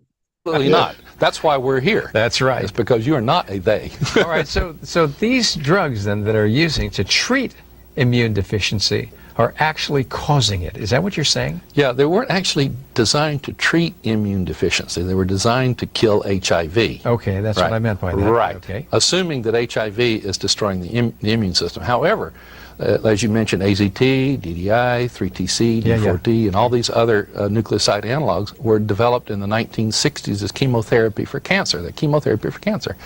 No physician would prescribe cancer chemotherapy for the lifetime of the patient. They would be taken up on charges for malpractice because the chemo will kill the patient if they stay on it for the life. Right. But yet, if you're HIV positive, if you happen to have antibodies that react on the Abbott Laboratories test or whatever you call HIV positive, the standard of care is now to give you these drugs for life. And these Wow. drugs can kill you. In fact, they do kill you. And since, I think, the late 1990s, the leading cause of death among HIV-positive Americans is liver failure. Right. Due Caused to by the drug. Caused by these drugs. And now, since, again, about the mid-1990s, there's a new problem. The AIDS establishment is sweeping this under the rug, and they're giving it a new name. They're calling it IRS, for Immune Reconstitution Syndrome. That's as bad as IRS, Internal Revenue Service. Yeah, that's easy to remember. And it's these drugs are causing exactly the same AIDS-defining diseases that the CDC came up with in their clinical definition of AIDS. What makes them called IRS, or Immune Reconstitution Syndrome, and not AIDS, is because these diseases now only pop up after people start taking the antiretroviral drugs, on weeks to months. Wow. They're exactly the same diseases as AIDS, so they're, instead of calling them drug-induced AIDS, they're called Immune Reconstitution Syndrome. Well, that's sweet. That just avoids. And it's a huge, huge literature on this now. And whole conferences are devoted to this problem. Now, this is interesting because maybe. Hey, so Stoopies, I have a question. Are you there? Yes, I'm here. All right. So going to the topic of the live, expertology and what constitutes an expert. To your mind, is David Rosnick, would he qualify as an expert?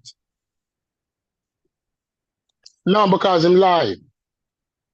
The thing about it is that if somebody call himself an expert and they lie by omission, and he constantly lies, because a while ago he lies also about the ARV. He did not tell his audience about the nature of the ARV. And we understand, everybody who HIV or who on ARV, antiretroviral drug. Okay. Everybody on antiretroviral drug understand that it is extremely toxic to the body. Because what the drug actually do is change your CD4 cell. It changes CD4 cell. Many drugs have different something. What they do is that it changes the ability of the virus to convert the DNA in your cells to RNA. That's one of the things that one of the drugs do. And next thing you know, the other drug do, it changes cell so the HIV virus is unable to attach itself to the cell wall. And I think the third and fourth thing, that's what these drugs do. Everybody understands that they're extremely toxic. But it's either die a slow and painful death or live longer with less pain. Everybody understands what the drug is about. The drug has changed life, it has prolonged life because it allows you to maintain enough cells to fight off secondary infection. This man come on the thing, and because he wants to deny HIV, yet still we know what one of the facts that we have known, and this is fact, that people who on ARV who was diagnosed with the same test to have HIV has lived far longer than people who are not on ARV who was diagnosed as having HIV with the same test. That we know for a fact. So let's say we have a control. One group of people not on ARV, and one group of people have ARV, but the population we'll take it from is these samples that came back reactive or positive for HIV antivirus or HIV protein particles. And what we have established, and this is a fact, that the group that is on ARV has always outlived the group that is not on ARV. They're not talking about that either. He's talking about, it's cancer drugs, it's this and that. And we understand why these ARVs were developed, but they were refined to deal with this virus. And we know that groups that are on it has lived far longer than groups that are not on it. He's not saying that. This dude is a liar by omission. But continue. That's why he's not an expert, because he is a liar. And we can't call liar expert. We can't call liar. He's not an expert because he's a liar. I don't want to interrupt you. You finished? Yeah, I'm finished. You can talk now. You Why sure? is why is he an expert to you? You talking again? No. Because you're going to go on a big rant. So Just me say tell you what. All again. right, continue. You sure? Final answer. You're sure? You can discipline yourself to not talk. All right. Thank you, sir. So, quick question. I want a very brief answer. To your mind, an expert and a person with integrity, those are mutually inclusive. Yes or no? Just real quick. Then that me say not so much words. Same as a Right. liar, So so you there's can be there's no expert, such thing as a person who's an expert but lies. Okay. All right. We're but moving on. lies. We're Right. moving on. We're moving on. We're moving on. All right. So interview is about to close out here. Let's see what for. Oh, another thing I wanted to point out for anybody who watches this on the playback. What I'm hearing from Stoopies is for him, the doctor or Dr. Raznick isn't being granular enough. He isn't going into That's not all of what this. I'm saying. That's not what I'm No, I saying. said to Don't, my no, mind. I no, said no, to my no, Stoopies, no, no. Stoopies, Ask me. I am here. I Stoopies. You am just here. said, You cannot, but no, you you just said cannot. he wasn't gonna No, talk. you're lying on Stoopies, me now. You're lying on me now. Me go come off if you're lying on me. Because I am Stoopies, here. No, I am here. So therefore, you cannot Stoopies, use the your man. Stoopies, I'm coming Stoopies, off later. Stoopies. Because this is fuckery. You're telling lie on me Hold now. on, hold on, No, you're hold lying on. on me now because I am here in Hold on. front of you and you're talking Stoopies, about let your me get a man. word in. Let Don't me do get a that. word in. Let Okay. me get a word in. Let me get a word in. I just said to my ears, from what I made sure I gave that preface, I made sure I was very careful in saying that so that it wouldn't be misconstrued that I'm saying that you're saying that. Did you hear when I gave that preface or qualified my statement? Did you hear that part or no? Go ahead. Right. So I said, to my mind, what I'm hearing, what I'm gathering, and you can come on the back end and clean that up, Stoopies, right? I don't know if it's this particular discussion, but I haven't heard you so cantankerous before. This is a first for me, towards me anyway. But Continue, brother. to Continue, my brother. mind, Mm. to my mind, what I'm hearing from you is just saying, oh, he's not addressing this. He's not talking about this. He's not talking about ARV. He's not talking about, oh, this virus attached to the cell and da da da da da da da. So what I wanted to say for the audience and for those watching on the playback is to keep in mind that these two men were on a television program, right? Now, in pre-production, more than likely, these questions were already vetted and they were already kind of laid out, the sequence of the questions, et cetera, and how much time you're going to spend on it and all of that sort of stuff. Keep in mind, this is a 30-minute interview. Microbiology is a very confounding subject, or it can be a confounding subject. It is highly, highly complicated, right? So that's all I want to say. Now, let's finish up. Most of the doctors don't read the medical literature and do it seriously, and they do kind of what everybody else in the profession recommends because those are the standards of practice in the community. But the pharmaceutical companies know this. Yes, they do. Because they make the information up. So does the NIH. CDC must know it. They do. Okay, and yet they're perpetuating this myth. Right. Anyway. Well, okay. You know why it has to continue? I think I do, but you say it. But I'll say it. All a person has to do is just imagine that what we are talking about here is true. Yeah. That AIDS is not contagious, it's not sexually transmitted, it's not caused by HIV. The anti-HIV drugs are killing people and causing AIDS-defining diseases. Wow. And on top of that, there's no such thing as an AIDS epidemic in Africa, and we can talk about that. That's another subject. That's another subject entirely. Now, if all of that is true, we spent $250 billion on this bogus blunder, this biggest scientific medical mistake of all time. The germ of lies, huh? Germ of the lies. title of your book. Right.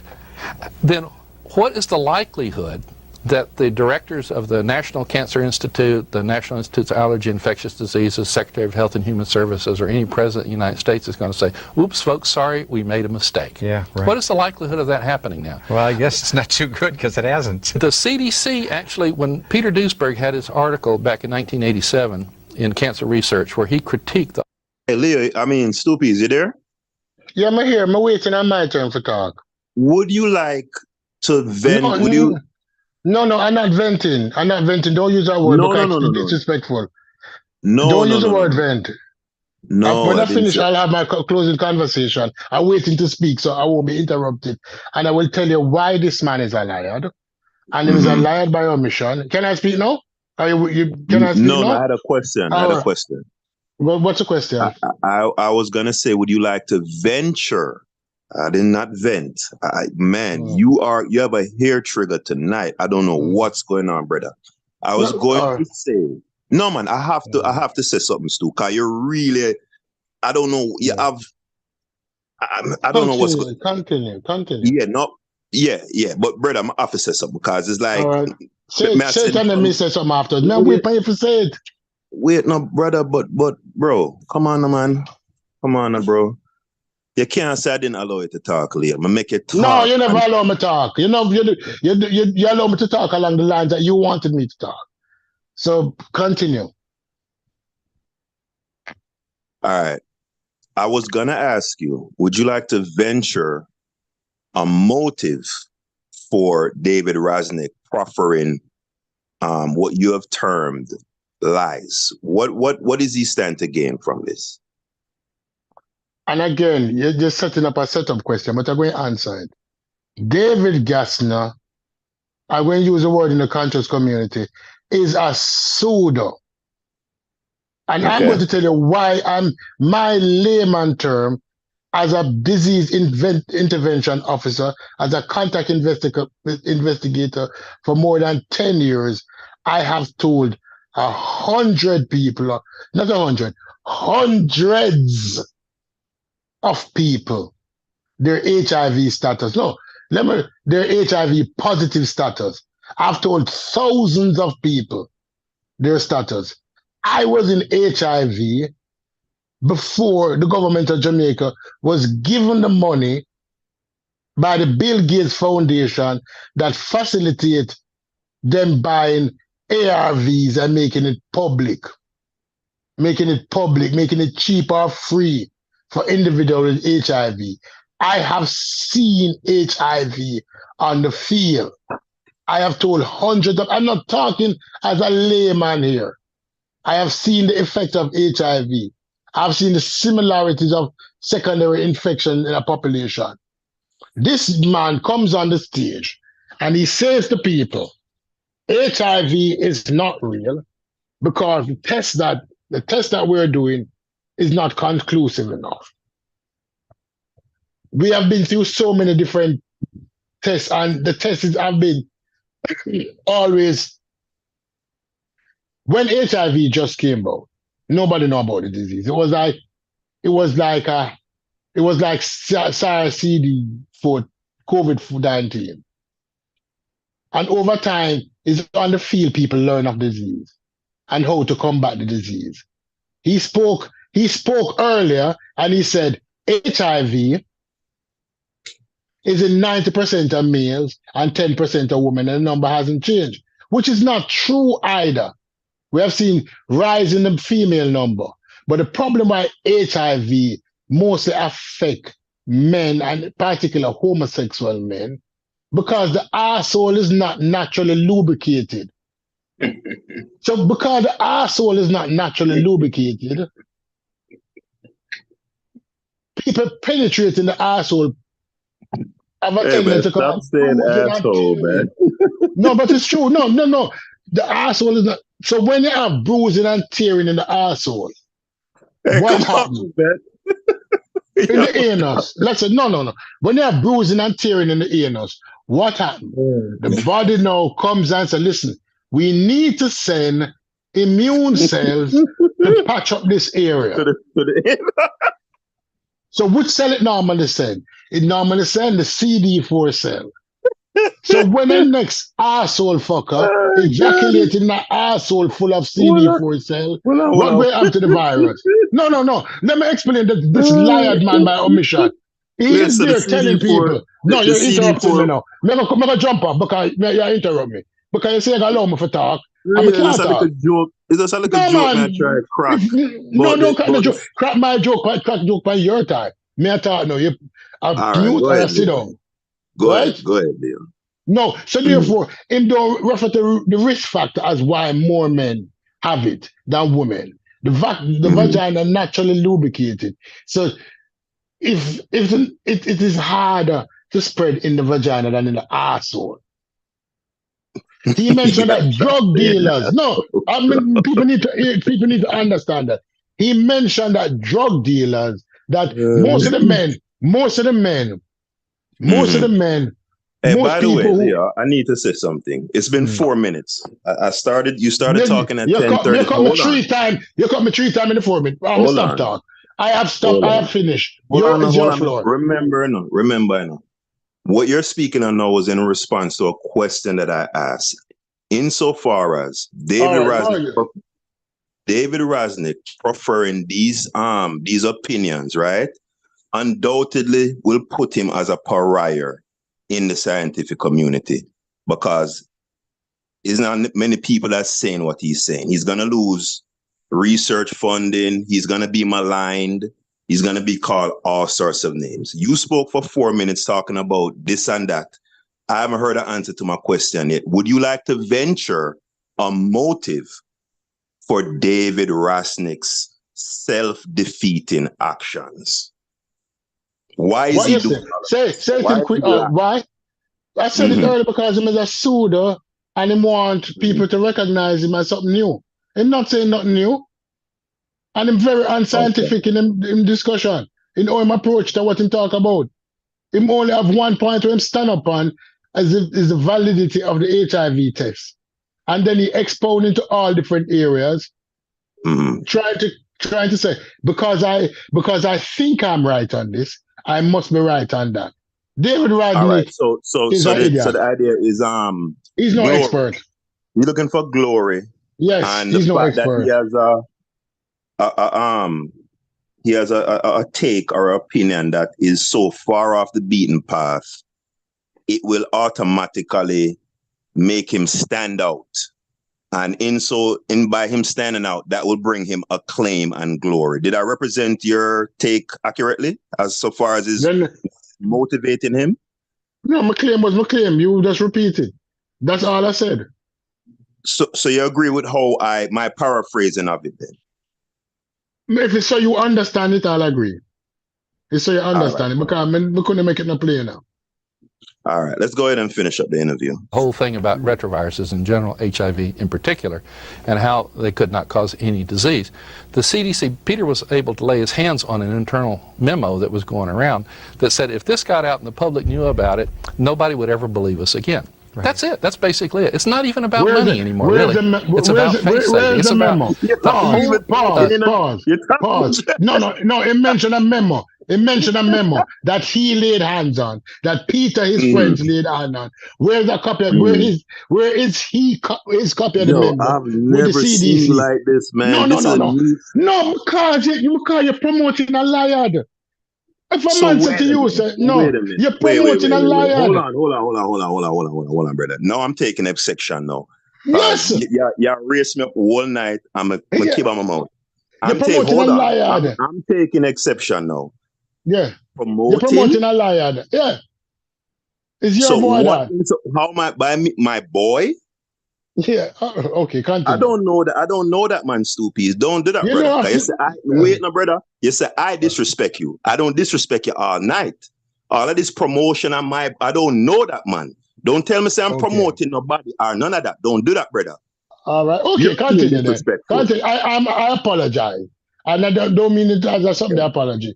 I don't mean it as a conscious community apology. It's a sincere apology. To say you're promoting. Right. Let me reframe it. You have brought a pariah and a liar to the community without properly venting him. Because here is he now saying that he saw or he had access to correspondence from the CDC that state bullshit cow fat, and he does not have it to show. Oh, so you think he's making that up out of whole cloth? That is hearsay. You cannot have it. Where's your copy?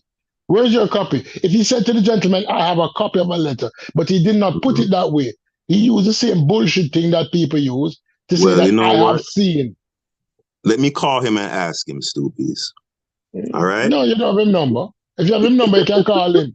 When I Because get he's off doing the the line, bullshit. Yeah, you don't have him number. Stop the bullshit. You when see, I, you know, you when I get just say off the it's line, not your boy, I know you have him number. But I'll this man call said him. to you, I ask him, hey, Dr. Raznik, why you didn't have doctor, no, your why? paperwork to Yeah, him is show a what you're liar. saying? Him is a liar. Him don't have no You paperwork know for showing what? nothing what him Let's say. get David Raznik out of here because I don't know if because he's white or it's that beard, No, no, but no, no. what Because him this is a liar. man, Because he got don't you. undermine. Mm. James Radnick is a liar, and he lies by omission, and he lies by twisting the word, and you don't you don't see nothing wrong with a man lying, and Well, that because I don't think he's a liar. you I just haven't you seen just any think that evidence. he has Mm. the first lie said he's when he defined how antibodies occur, he knows as a Mhm. doctor, simple person who in first year medicine, simple person who do A level biology, who do AP biology, knows that what Mhm. he said was wrong. And he allowed the man who was interviewing to make a wrong statement and did not correct him. Would you Because be willing to have a conversation with Dr. Raznik? yeah, I call him a liar in front of him face. Yeah, but you know those people, they don't conduct conversations in that manner, Stoopies. No, Remember. listen, No, but I'm saying because though, I don't have to be liar and that, no no no no no I don't no that's no just I no no I can be mm, professional. I don't have to be an okay, antagonist. In front of him okay. face, I'll be very professional. I'll ask him the questions because I'll ask him now how how would he reconcile the photograph that was taken? How would he reconcile that the people in Paris is he questioning the honesty of those gentlemen in Paris who said in the paper that they isolated HIV from the lymph node of an infected person? He came and he called people liars, but he did it He in such did. a nice way. He said Gallo got convicted of something. I didn't catch quite what he. Right, I'm gonna do the right, research right. later, but Right. apparently, He Robert called him Gallo got liar. convicted Yeah. of something or some kind of crime. So Right. He called him liar and he called him liar in a nice way. Not because I don't speak white arsehole, I understand it well. And Doctor is a white arsehole who lies by omission. oh, and by the way, I didn't introduce Raznik to the quote unquote community. That would be our godfather, right? Brother Sarnetter. All right. So once Sarnetter brings him in, I'm allowed now. You understand? So stupid, whatever qualms you have to take it up with the godfather of the conscious community. Okay? No, I don't want All to right. sound disrespectful, but Hey, we don't do it, know man. we know who Sarnetta has brought to the community. So we Oh will man. excuse Sarnetta Oh because man. Hey, Sarnetta, we getting out of there. We getting up out of there. We getting out of there. all right, All right. yeah. Video coming on. Infrastructure or edifice of the healthcare system in the United States, possibly the whole institutional form of government, would be seriously undermined by the fact that this huge $250 billion mistake was allowed to happen, and it's continuing to happen, and the people in the government know it. They absolutely There's know also it. got to be pressure, too, because from the point of view of the pharmaceutical industry, we know the hold that they have on the FDA, on the Congress, because they've got a lot of money, and they have more lobbyists than any companies in the world. And so they can buy their way out of a lot of this, I think. They will come out of it clean. You know why? They're just going to the next disease, the next drug. It's the federal government is really keeping this alive. It's not the drug company, because they have their institutions that they have to consider. We've only got a couple of minutes left, and I want two subjects I still want to cover. One is the HIV kids. Yeah. Okay, these are kids that are HIV positive. Right. They're healthy. Yeah. If the parent won't follow the advice of the doctor and give them the AZT drug, Child Protective Services comes in and says, we're going to take the kid away from you. Yeah. What do you think of that? It's horrible. I've been involved in a number of these cases on the side of the parents trying to keep their kids from being taken away and being poisoned on these drugs. And I've known a number of cases since the 90s that I've been personally involved in on a legal basis. It's horrible. It's absolutely horrible. Pause for a second then. You see, so the next man is a liar too. Him just make up stuff to come off of my mouth. People, I want to research who has the most lobbyists in Washington and see if it's a pharmaceutical company as this liar who just making up stuff. They're just running rampant and just telling any lie that sound good. Who does? And you realize it's not a pharmaceutical company. Real estate people has more lobbyists than pharmaceutical company. All right. I think the Department of Commerce have more. The pharmaceutical company. Let me bring it up, Amber. Let me bring it up because I did do a class on politics. We have about what 4 minutes left here. Let's go ahead and finish out. You can do that in the back. Insurance company have more. The man is a liar, and him have a liar interviewing we got that. That's been clearly expressed by you all night. But you're trying to hide. You're trying to run from it. You're trying to avoid it. Every time you tell a lie, I'm going to bring him out. Continue playing. Let me pause. Continue playing. Remember, I have to do some production here now. Keep in mind, we're 2 hours in, and I want to watch. I wanted to react to another video. All right, I'm trying to keep this thing under 3 hours. All right, so let's finish this out. These children and parents have absolutely no civil rights when it comes to health care. And that is an abomination. And I hope that these court cases, we need to put these things on trial. We need to take a lawsuit or make lawsuits against GlaxoSmithKline, GlaxoSmithKline, and these other places that are killing people with these drugs. Right. To public, not so much that I want to hurt them, which I don't care about that, though, one way or the other, but it's got to be publicized somehow. And the best place to do it is in the courtroom. And that's where the data you can bring from the studies that have been done that are in the scientific literature that show all the things that you're talking about. Absolutely. Because they're a matter of public record. Absolutely. It's easy to come by if you really want it. Okay, so now if somebody is HIV positive and you want to do, if you're going to do anything for somebody that's like that, you would probably propose doing nothing. But if somebody comes to you and they have even acquired immune deficiency syndrome, they have AIDS, how would you propose treating them? You use lifestyle things? You support them? I mean, I tell you what, we only got about a minute or two left. Sorry. I don't know how you're going to do that. I'm not a physician, but I know one thing. But you know a lot about this. I know a lot about this. I would treat symptoms. You know, I mean, if it's malnutrition, feed people. That's what we did in South Africa. It works like magic. It's amazing. They get better, really, right before your eyes almost. You don't treat them with toxic drugs. You don't.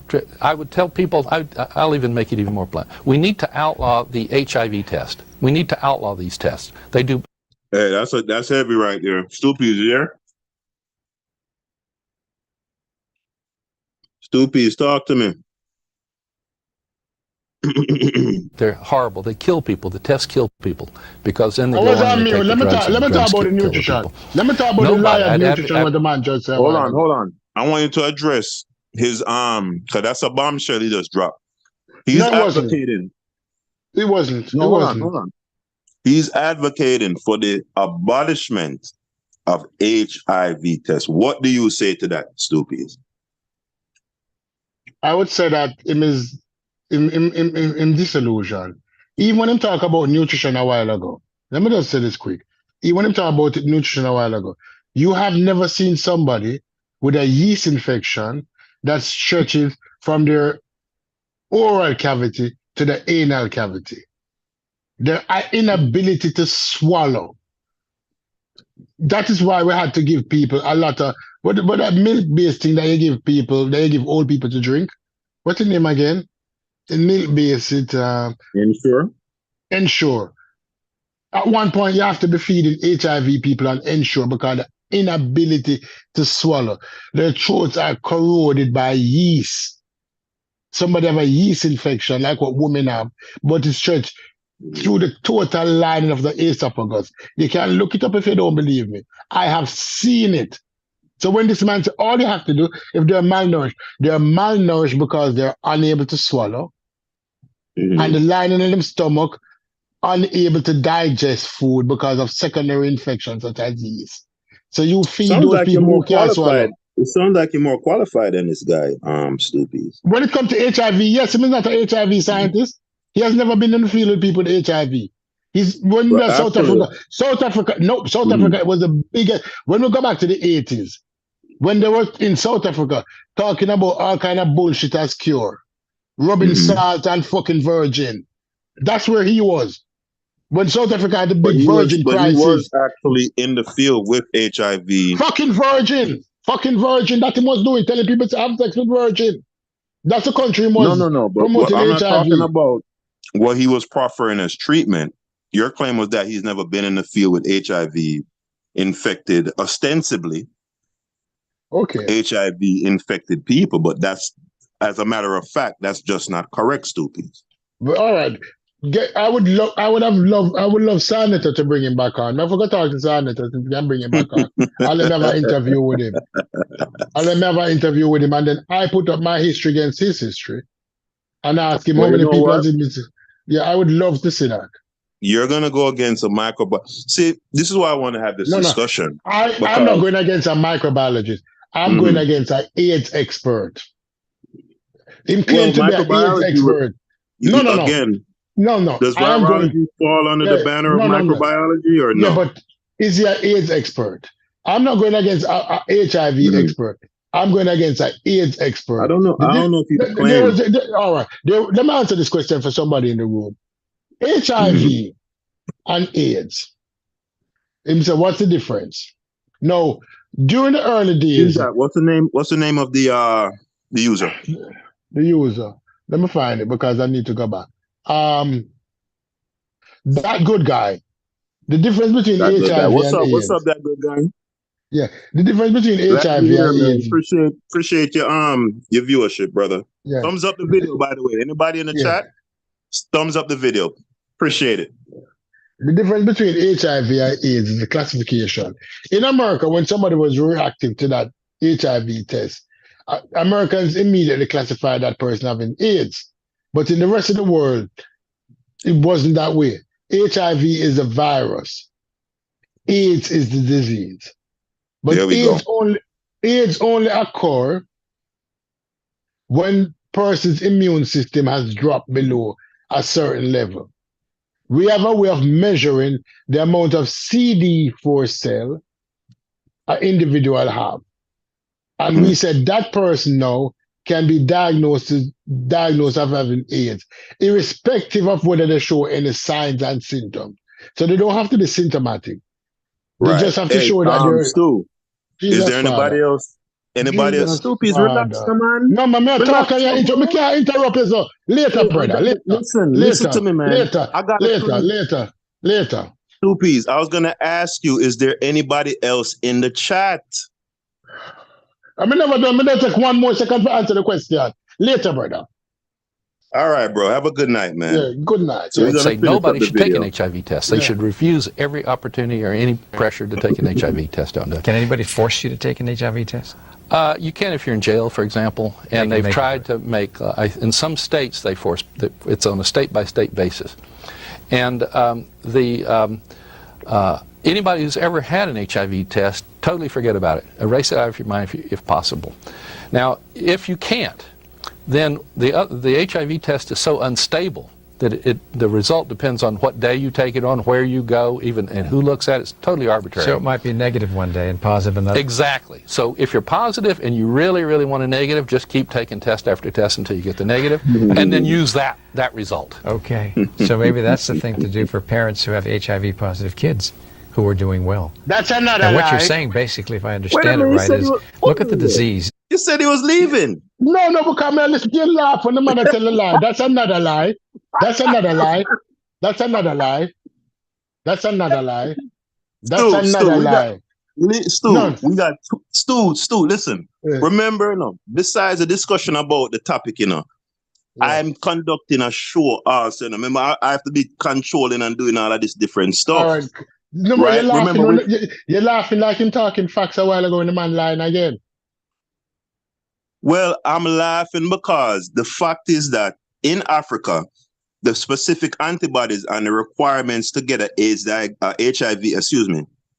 an AIDS diagnosis is completely different from the one in the UK and in the United States.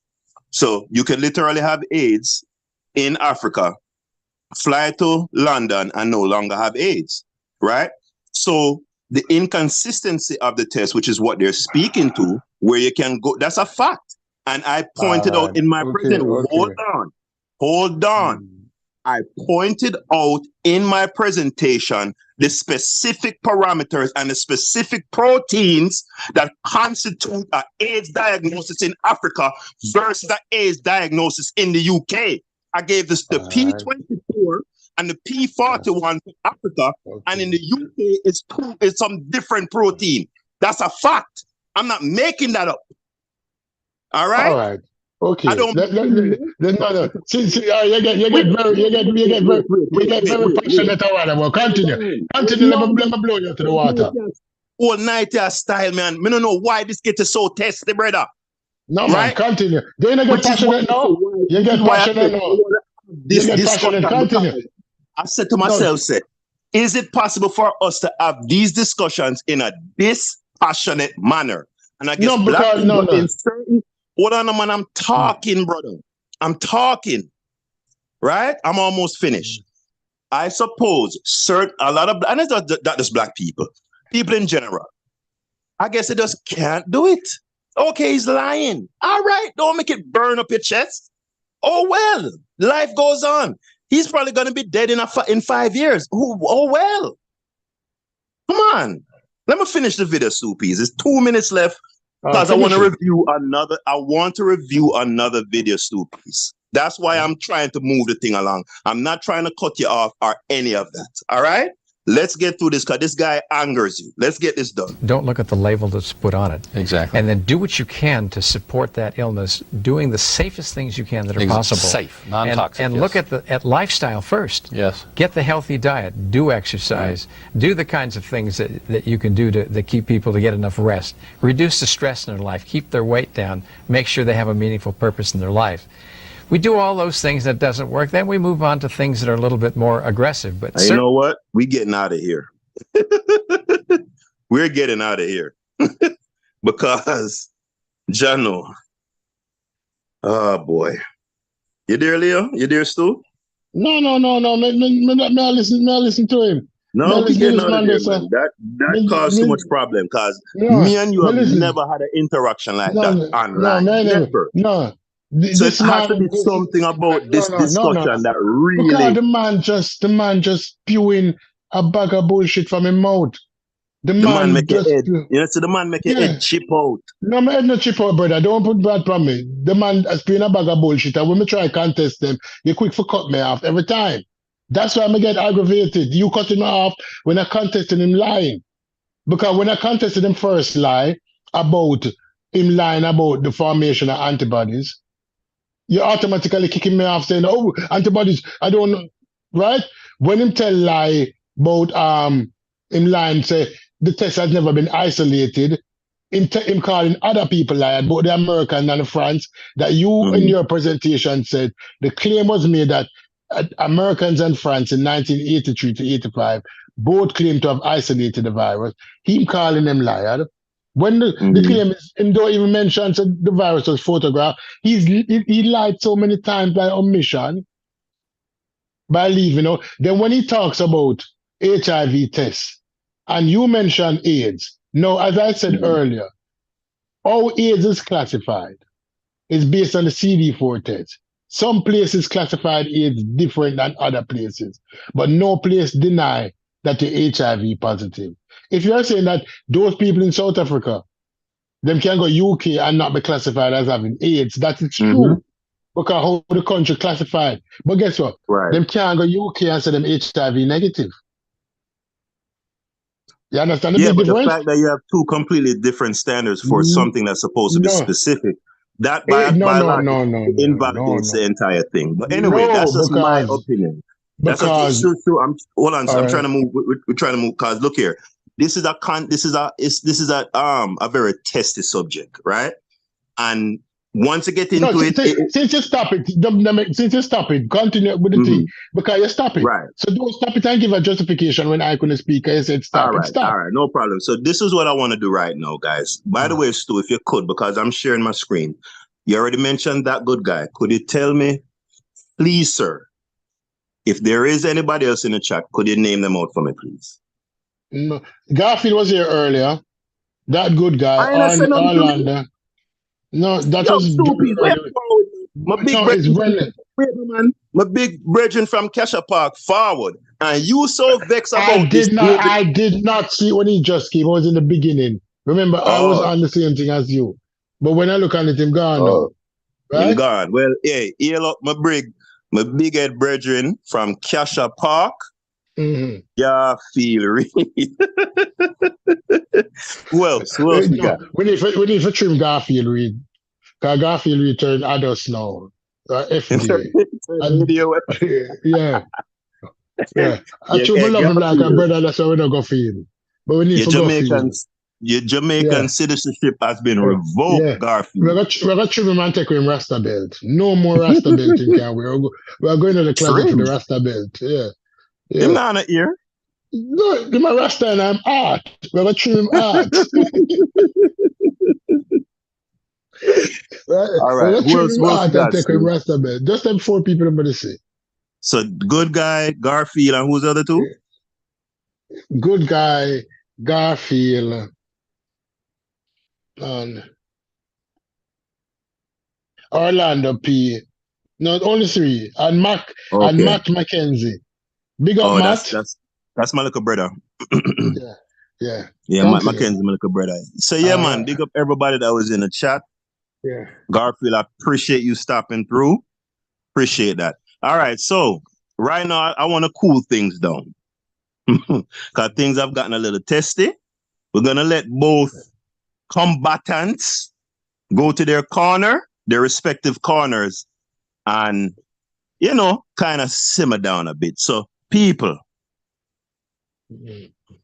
we're gonna take in a little intermission music.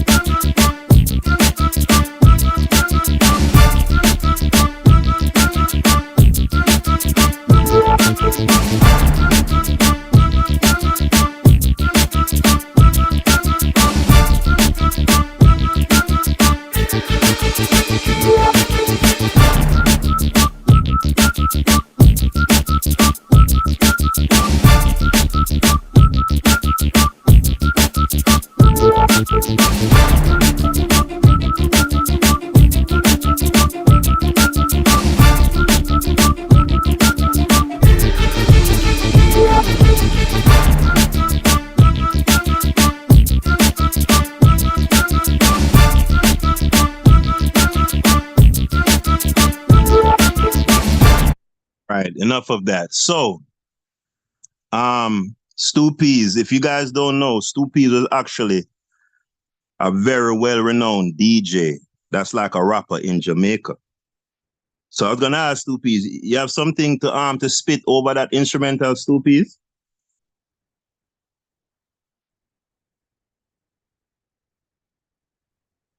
Stu, where are you? You didn't run from the battle, did you? Okay. I was never ever a singer or play of instrument, but I appreciate good music. And among those who I don't consider good music is Vibes Cartel. Oh, Not Lord good. God. Ratatatata. The Ratatat man himself. Everybody who born after Vibes Cartel who DJ now.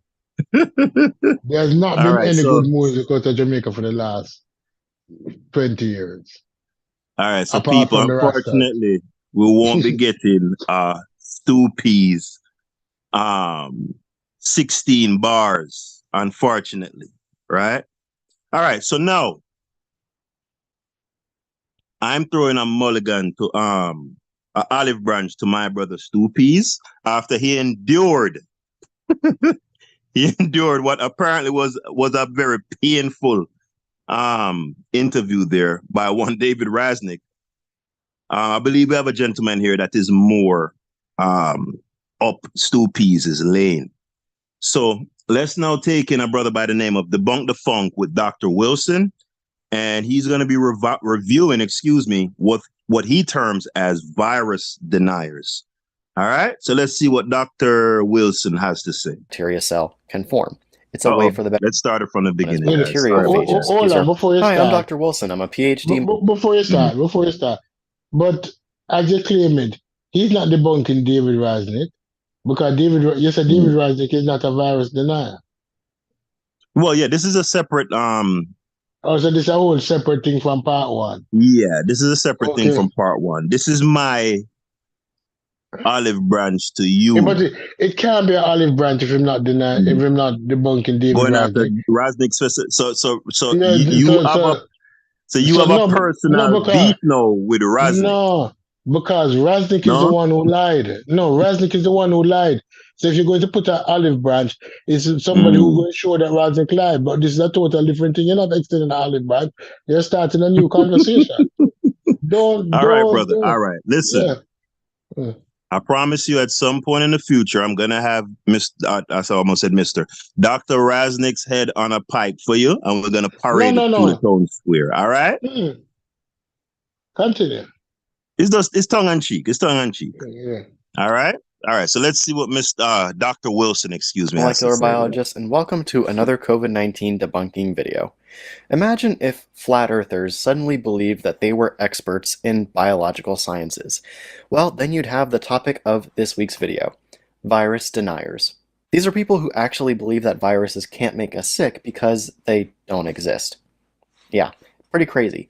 But before you think that these people are just laughingstocks or low-hanging fruit, I would argue that if you leave people like this to their echo chambers, they only gain in influence and numbers until they become a big problem. That's why I've taken the time before on this channel to address people like this, even confront them directly in their own webinars, and why this week I'm going to be debunking one of their biggest ringleaders, Stefan Lanka.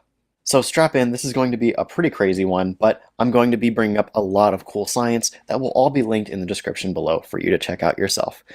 Let's get started.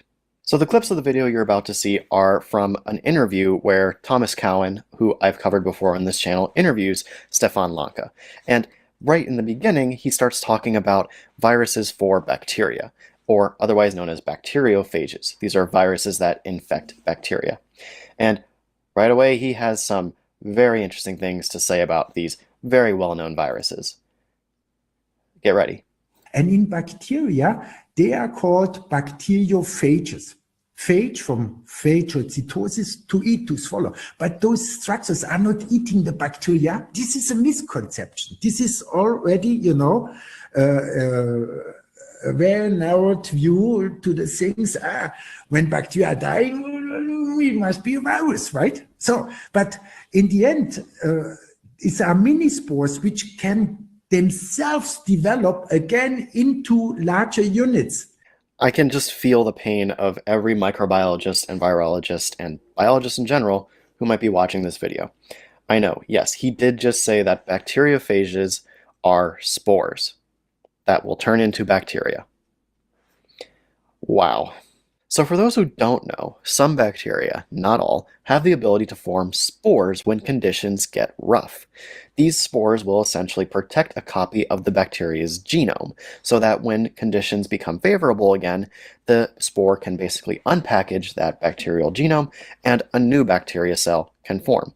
It's a way. Oh, by the way, Leo, are you Stoopies, are you there? Yeah, I'm here. Right. So, the topic of this live was supposed to be what to do with dissenters. That's the main topic that I want to discuss because, public policy has to be set one way or the other, right? There has to be a direction that we say, okay, our nation, our town, our community, our family, or whoever, we're going to roll with this, right? So to what end should the David Raznicks of the world be able to put out these viewpoints, and to what end should they, potentially be censored? Or if you were king, but you were a fair and just king, what would be the model insofar as how you would deal with that? I don't want to sound long-winded, but we'll go back to it. If a man has integrity, if a man has integrity and is shown to have integrity and is truthful, whether it works for him or works against him, we have to always side with him. So we have to give him opportunity to continue to express himself. Because even if he's ignorant of the truth, but him have integrity to say, this is my belief. But when faced with the truth, he'll adjust himself. That man, we must still keep around us, right? Because he has integrity. But when a man lies and lies by omission, and it's shown that he does not have any integrity, we cannot keep him around us. Because that man will falsify data to elevate himself. And that is a dangerous man. And Ranzig is a dangerous man if he's the example that we're using. So what should be done about the David Razniks of the world? We'll call them out and laugh at them and ostracize them, just like how this man now, this current interview that you have that I've watched, he is being laughed at by the Afro scientists. Because he is lying. He's making up stuff. All right. Let's see what Dr. Wilson has to say. For the bacteria to protect itself when conditions are tough. These spores can be detected in a light microscope with a particular staining technique. Here is what they look like. The spores are the teal greenish structures that you see in this image here. They are much, much bigger than viruses that infect bacteria. They are completely different in structure and completely different in their composition. Here is what a bacteriophage might look like. It is orders of magnitude smaller than a spore or a bacteria. It looks completely different. It has its own unique genome, it has its own unique proteins, and its own unique structure. And of course, this specific genome is far from capable of coding for an entire new bacteria cell. That is completely wild, and honestly one of the funniest things that Stefan Lanka says. The reality is that many bacteriophages actually kill bacteria. This can be easily measured in an experiment called a plaque assay. This is an experiment where an isolated bacteriophage is diluted over a series of tubes, and each dilution can be plated onto a plate of full bacteria. If there's a lot of phage present, as you see towards the left-hand side of this image, you get complete lysis, or a complete destruction of the bacterial lawn. And as you dilute the bacteriophage more and more, you see less and less cell death. You can then pick out virus from any of these individual circles where a bacteriophage landed and started killing the bacteria cells, and further propagate that one bacteriophage colony. And then you can repeat the process all over again. This is not a toxin. It is not a chemical. It is an infectious replicating virus. And as we'll see later in this video, you can do these similar techniques with viruses that infect human cells as well. This is all very basic biology and virology that Stefan Lanka completely denies. But, I mean, after all, that's why he is the flat earther of biology. So in the rest of this interview, Stefan Lanka goes through 7 points that he thinks destroys all of virology. And I'm going to address every single one of them. The first step I mentioned already. Since Enders, every virologist believes when his cell cultures are dying in the test tube, right, that there must have been a virus, but they never controlled it. So we controlled it twice already, and we get the cells dying without infectious material. So this is what you'll hear many Stefan Lanka followers repeating ad nauseum. He is basically saying that if you take an experiment like what I just showed you, a plaque assay with bacteria, and do something similar with human cells, that there's never a control for it, and that the cells will just die anyway, whether or not there's a virus. It's complete baloney. Experiments like this always have a control. Always. Often it's called a mock infection. Here is a great example of this that even goes a step further. This is an example of a paper where they looked at Japanese encephalitis virus and how it infects human cells. This is a picture of a plaque assay, just like how I showed you with bacteria, except with human cells. All right, let's take a quick pause here. I don't want to get any copyright strikes, right?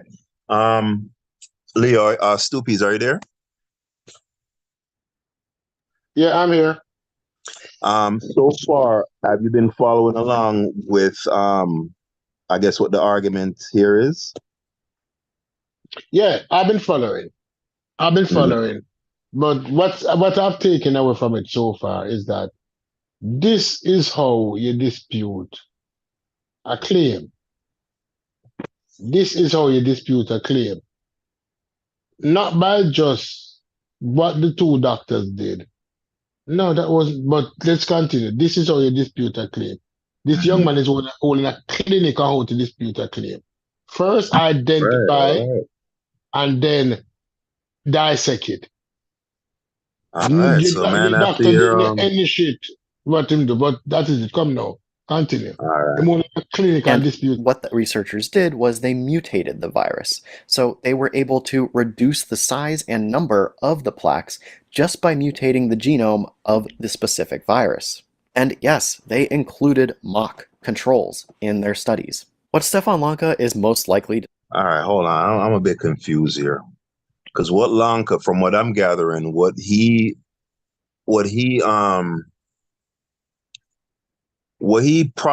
proffers as a control, from what I'm gathering, is just a cell culture just by itself. No mock Ah, infected cell culture. So why the mock infecting? That's not what Lanka is saying that should be the control.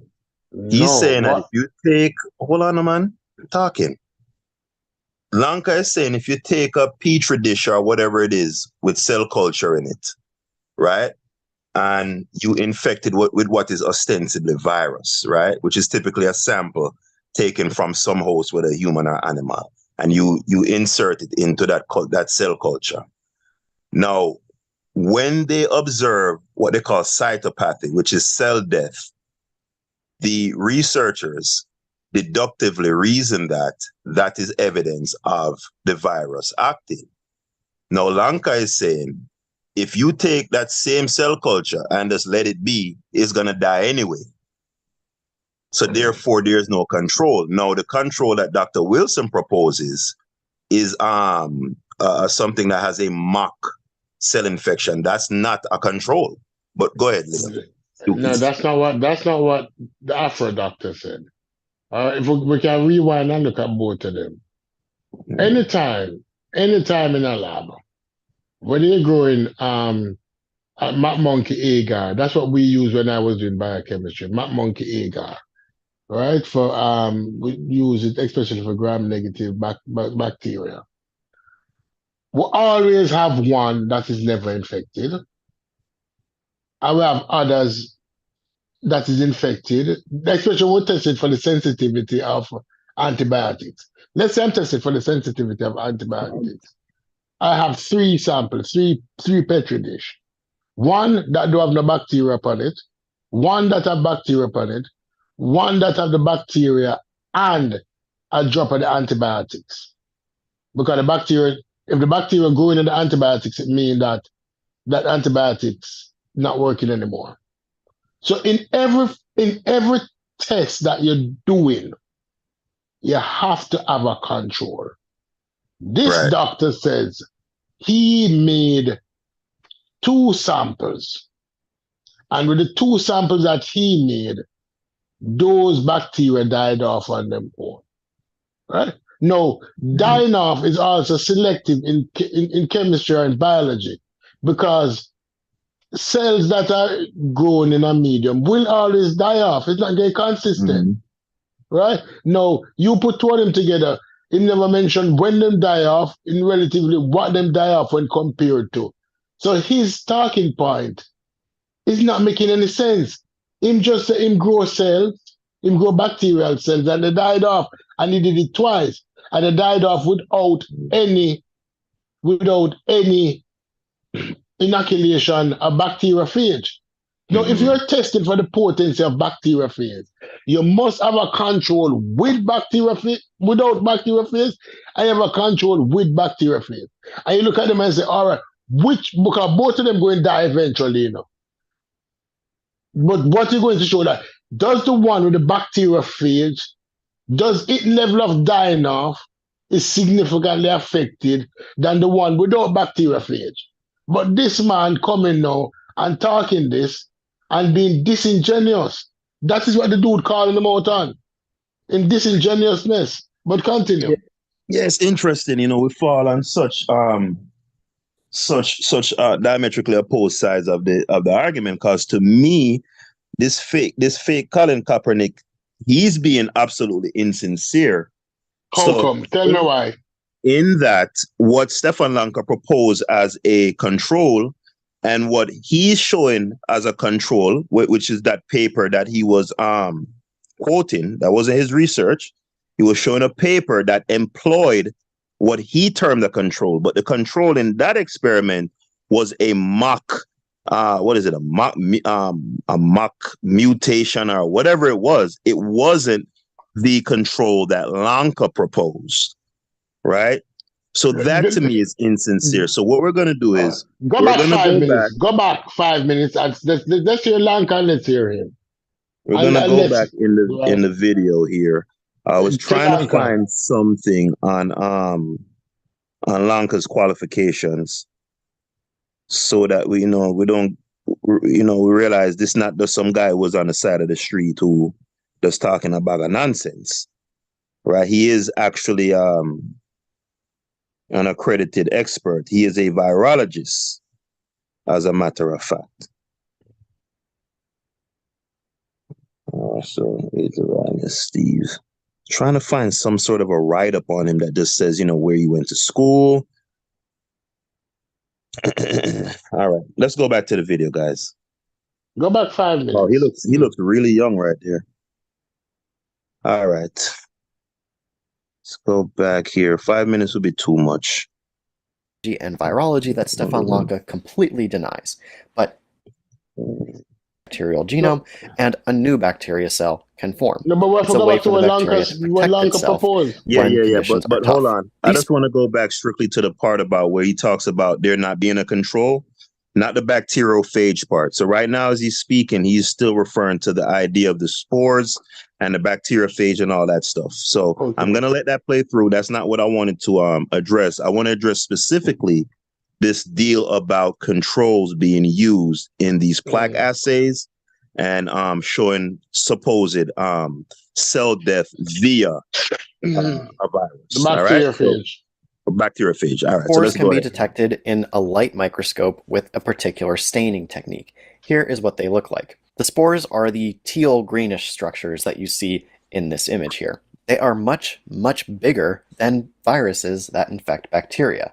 They are completely different in structure and completely different in their composition. Here is what a bacteriophage might look like.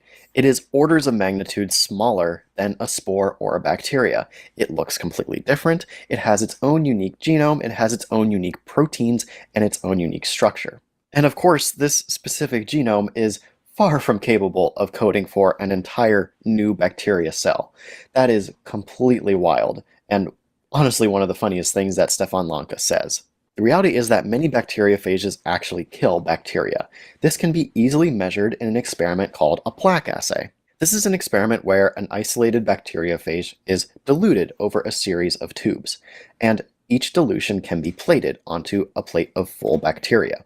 If there's a lot of phage present, as you see towards the left-hand side of this image, you get complete lysis, or a complete destruction of the bacterial lawn. And as you dilute the bacteriophage more and more, you see less and less cell death. You can then pick out virus from any of these individual circles where a bacteriophage landed and started killing the bacteria cells, and further propagate that one bacteriophage colony.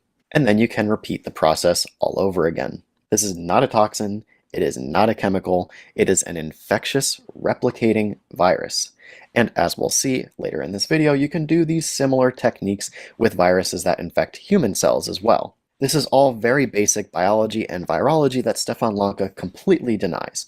But, I mean, after all, that's why he is the flat earther of biology. So in the rest of this interview, Stefan Lanka goes through 7 points that he thinks destroys all of virology. I want to say something else too. This disrespectful guy.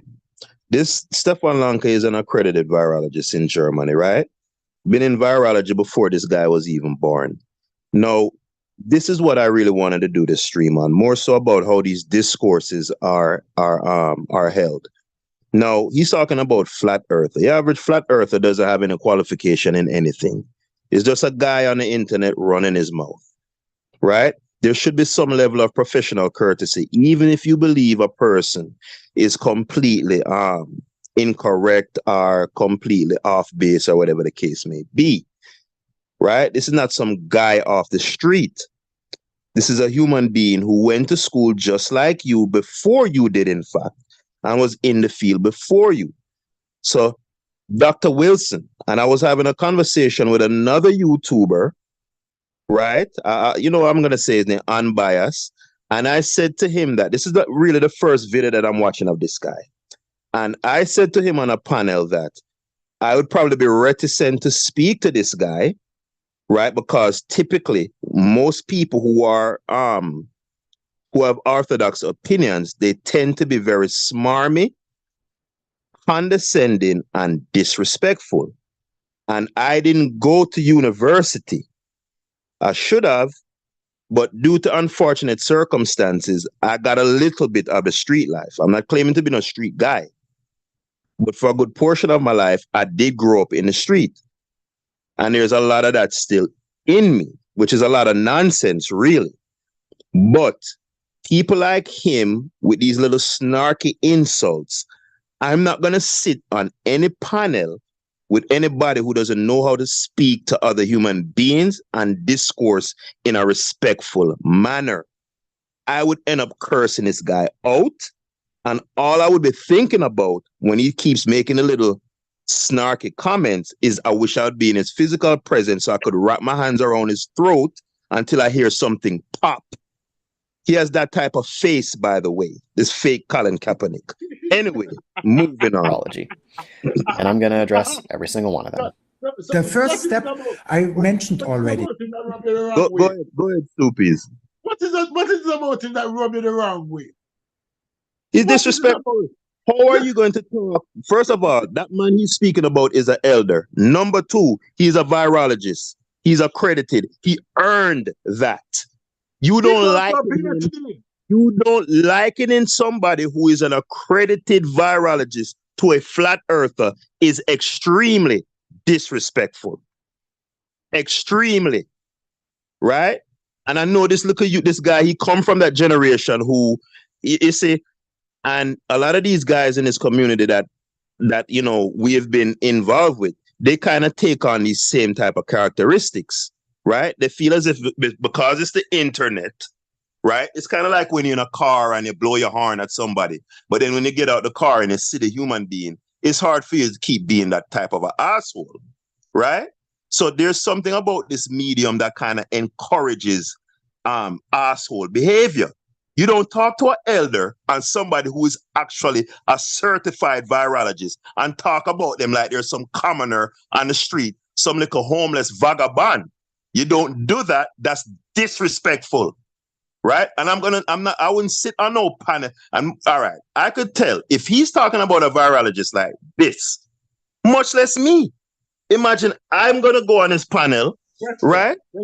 He's gonna say something stupid to me, right? Being disrespectful, and I'm gonna ask him, is there any way I can get in your physical presence? That's where I'm gonna want to take it immediately. That's why I don't talk to batty men like him, for them disrespectful, and him forget a box in him face. Did how Lycodon explain his approach to proving the absence of bacteriophage in the dying off of cells? The experiment that Lycodon conducted was limited. Hey, you sound low. You're low, stupid. The experiment that Lycodon conducted to discount the effects of bacteriophage was limited. Mm-hmm. Let's be honest with it. If we look at the experiment, he said he did 2 petri dish of bacteria, and they died off on their own. So he did not do a comparison or a comparative experiment. So it was a limited experiment, but he came up with a conclusion based upon 2 samples. Now, this young man may not have shown an experiment that he did, but he went for papers and showed experiment that other people did and explained how many different samples they did, and by comparison, what would have happened. So they use a sample with, they use a sample without, They use a sample with many bacteriophage, and they decrease the amount of bacteriophage through titration to get it less and less, and introduce it into the same medium to see what are the effects. Right? Leica then did your boy didn't do that. Your boy experiment was limited, but he draw the major conclusion based upon what he Right. did. And he No, was wrong for that. That is why the man laughing at him. no, Stoopies. You see how reasonable and respectful your assessment and breakdown was? You see the difference? No Because flat Leica earther, then wasn't lying. He probably went about it wrong. no flat earther pejoratives, no snarky, smarmy comments, right? No smugness, right? You see how smug his face is, right? You know, something is really wrong with me. And we was talking about this offline, by the way. But, you know, if I ever end up talking to this guy, Dr. Wilson, right?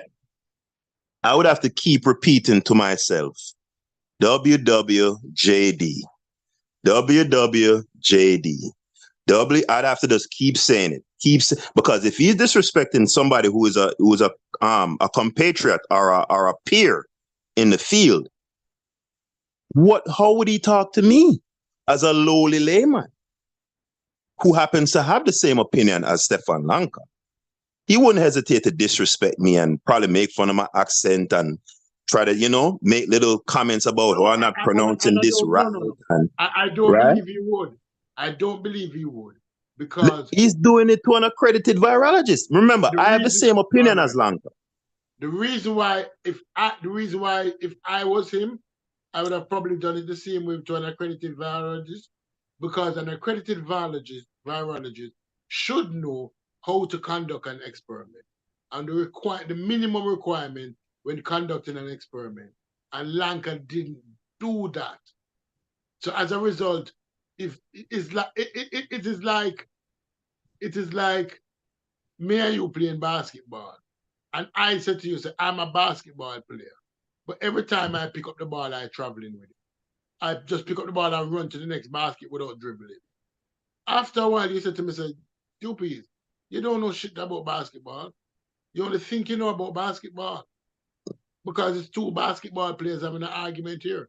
But if I didn't know anything about basketball and I came on the court that you was playing and I picked up the ball and ran with it, you would have more sympathy for me to say, no, Smith, you have to dribble the ball, and this is what dribbling look like, right? So that's why I will not go at him to say he was very disrespectful to Lanka. So ineptitude or dishonesty. Which one? It has to be one or the other. Ineptitude. Ineptitude. Yes. Okay, so Dr. Lanka is inept. He didn't go to school. I guess he didn't pay attention. He don't know what he did. All right. But here's what I'm going to say. How he conducted the experiment was not a way to draw a conclusion. And but they have. But the way they conduct those experiments, typically there's a standard, like there's a thing you follow. So, I mean, he went onto the same education as Dr. Wilson. He may have thought that he could have done the same experiment and can quantify the same result by making shortcuts, because everything costs money. So it can be ineptitude. I would never say he was being disingenuous, because he did an experiment, but he did not do the experiment correctly. It may be for a series of factors such as financing, because experiments are expensive. Well, you know what? You know what? All of that sounds fine and dandy. For me, my sensibilities, calling a peer a flat earther is something that could bring about fisticuffs. Just a personal opinion. But let's move on. Since Enders, every virologist believes when his cell cultures are dying in the test tube, right, that there must have been a virus, but they never controlled it. So we controlled it twice already, and we get the cells dying without infectious material. So this is what you'll hear many Stefan Lanka followers repeating ad nauseum. So now, I don't know if further in this video he goes into the more detail as to how the whatever he's speaking of was he never goes into that. He speaks on it briefly, and then Dr. Wilson interjects. So we don't know nothing of the methodology or any of that, how that was conducted. All right. So let's move along here. Damn. He is basically saying that if you take an experiment like what I just showed you, a plaque assay with bacteria, and do something similar with human cells, that there's never a control for it, and that the cells will just die anyway, whether or not there's a virus. It's complete baloney. Experiments like this always have a control. Always. Often it's called a mock infection. Here is a great example of this that even goes a step further. This is an example of a paper where they looked at Japanese encephalitis virus and how it infects human cells. This is a picture of a plaque assay, just like how I showed you with bacteria, except with human cells. And what the researchers did was they mutated the virus. So they were able to reduce the size and number of the plaques just by mutating the genome of the specific virus. And yes, they included mock controls in their studies. What Stefan Lanka... All right, so tell me if I'm getting this correct, Leah. From what I'm getting is one of the plaque assays was inoculated with the actual virus under study, and then the others were inoculated with a mutated version of that virus. Are we on the same page?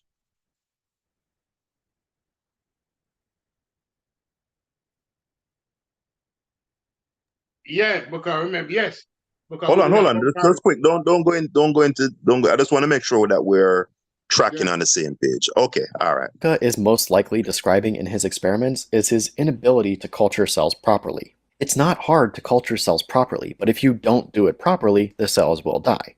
So that's probably what Lanka is doing, and then he's observing his cells dying without a virus, and he's saying, oh look, I don't need a virus for cells to die, when really he's just bad at cell culture.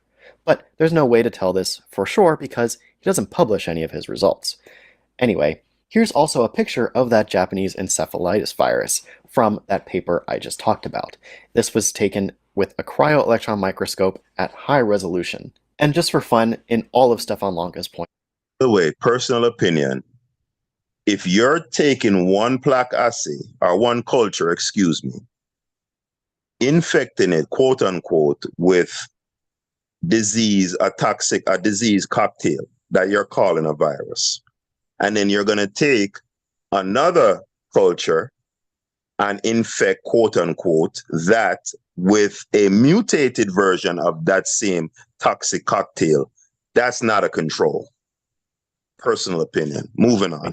I'll be providing pictures of viruses in high resolution. Their structures are unique. Their genomes are unique. They exist. They can make us sick. Let's keep going. The next step, what they are doing, they use particles inside the tissue. They fix the tissue and cut it in thin slices, and look through the electron microscope. And they find some typical structures of dying cells, villi, some tissue dots. They walk like amoebas. And when they cut through with the electron microscope, they show only the circles and claim, oh, those are viruses. Cryo-electron microscopes can specifically identify viruses because they are powerful enough for us to see the actual structure and amino acid side chains of the proteins that make up the viral capsid. The sequence of these amino acids have to be coded for by a genome, and the sequence of these amino acids in these proteins that we observe are specifically matched to the genome of the virus. Here's another example of a cryo-electron microscope taking a picture of a virus. This time it's HIV. On the left you can see viral particles in all sorts of different orientations, but in each case you can see that there is an envelope with contents on the inside. Those contents are the viral capsid. Here's another paper taking pictures of HIV, and you can see the structure. No, I would like to know. I see a picture of a bunch of globular shaped stuff, and earlier, the one picture just before this was some circular things that were, ostensibly represented HIV. Now you tell me, going back earlier in the conversation, the definition of a virus specifically is an infectious agent, right? And in this instance, Dr. Wilson is representing these pictures to be pictures of microorganisms, right? Specifically HIV, ostensibly, that cause us some sort of compromised immune system in some sort of way, right? Those are actions, right? What defines a virus is its action, specifically the fact that it is an infectious agent. Showing me a picture of some circles and some globular stuff and saying, oh, that's the virus right there. You're not demonstrating anything, right? You just show me a picture of some circles and stuff. You're not doing anything. You're not showing anything.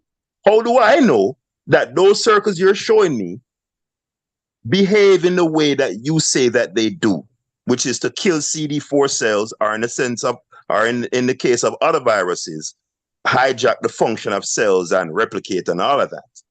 That's what you have to demonstrate, not pictures of some circles and, right? But whatever. Leah, you have something to add? So I'm trying to understand what you're saying. You do not want to see the aftermath of the accident. You want to see the accident occurring. That's what you're saying, right? That no, I'm saying pictures of some circular and some globular shit. That no. What am I supposed to? So you can look on that stoopies and see a virus? I have never seen a virus under microscope live. Okay. The most that I have ever my knowledge has been those cells that you can see under a light microscope. So I have seen bacteria, but I've never seen a virus because I've never been in a lab with an electronic microscope. But people who have been in labs with electronic microscopes may have seen many different viruses. I have seen many different bacteria. I've seen coccus, the circular shaped ones. I've seen bacilli, the square shaped ones. And I've seen spirochetes, the spring shaped ones. So I've seen different shapes, bacteria under a light microscope. But I've never seen a virus. I've never had access to an electronic microscope. So somebody with an electronic microscope may be able to distinguish viruses based on their experience of seeing them all the while. Right? Because if I carry to a lab and you have never been under a light microscope, and I said to you, so there's a bacteria on the slide, identify, find it. Mm-hmm. You may have difficulty finding it because you have never worked with it. You have never seen them before. Right? So I can, yeah. Go ahead. So I can't say that's a bacteria because I've never worked with them before. So the layman jumping up and down and saying that all we know is that I've ever seen one. I can say the same thing to the layman. No, with the electron microscope, if you never look at one, why didn't just call polite and go to his house? Because he had one at the house, right? You know what? You know what? You know what? You know what? You know how much for power an electronic microscope? You know how much what an electronic microscope costs? You know that there are thousands of universities around the world. Universities that do not have access to an electronic microscope. And this man is telling black people that he has an electronic microscope and we believe him. Oh, God. Hey, Stoopies, I won't forget that night, man. That's the thing about a scam artist. That's why I could never be a successful con man, because the audaciousness that you need, I just don't have it. Because we can't lie upon them level. Yeah, that's a whole different, brother. This man claiming to have an electron microscope in his house. How much does an electron microscope cost? Do you know? Do you know what it Let's takes to Google it real quick. calibrate an electronic microscope? You have Let's to go Google to it real quick. yeah, calibrate it, just to calibrate it. You have to go to school for years to learn to Oh my calibrate that God. shit. How much Hey, Leo, if you was, hey, I will never forget that panel. When I heard polite, I couldn't stop laughing. I said, this brother is dangerous. All right, so how much does an electron microscope cost? These are light microscopes. I don't know why I show. So the price of an electron microscope varies dramatically according to the type, configuration, component resolution, and other important factors. Instruments can cost $75,000 to $10 million. All right, I don't want to spend a lot of time here because we're closing in on 3 hours in a Stoopies. You know that? Yeah, you never realize. Yeah. 75,000 to $10 million. That's why I tell you that universities, some universities don't have access to this shit. Because the $75,000 one can't do much. We can't tell by Okay, the wait a price. minute. Wait a minute. Because that 75,000, they're talking specifically about parts, instruments that make up the microscope. So you're not buying no whole electron microscope for no $70,000. Forget about that. All right, so let's see. Transmission electron microscopes cost 100,000 to 10 million new. Okay, so apparently you can get a brand new one for as cheap as 100,000 and 125,000 to 900,000. For used instruments, dual beam or SCMFIB instruments can cost 85,000 to 3 million for new and 20,000 to 600,000 for used. Okay. All right, whatever. Won't go much more in. And it depends on the incentive. If we go to look for one that can identify viruses, that good one will cost more. It depends on how good them is. Right, because it did mention that it varies according to resolution. Right.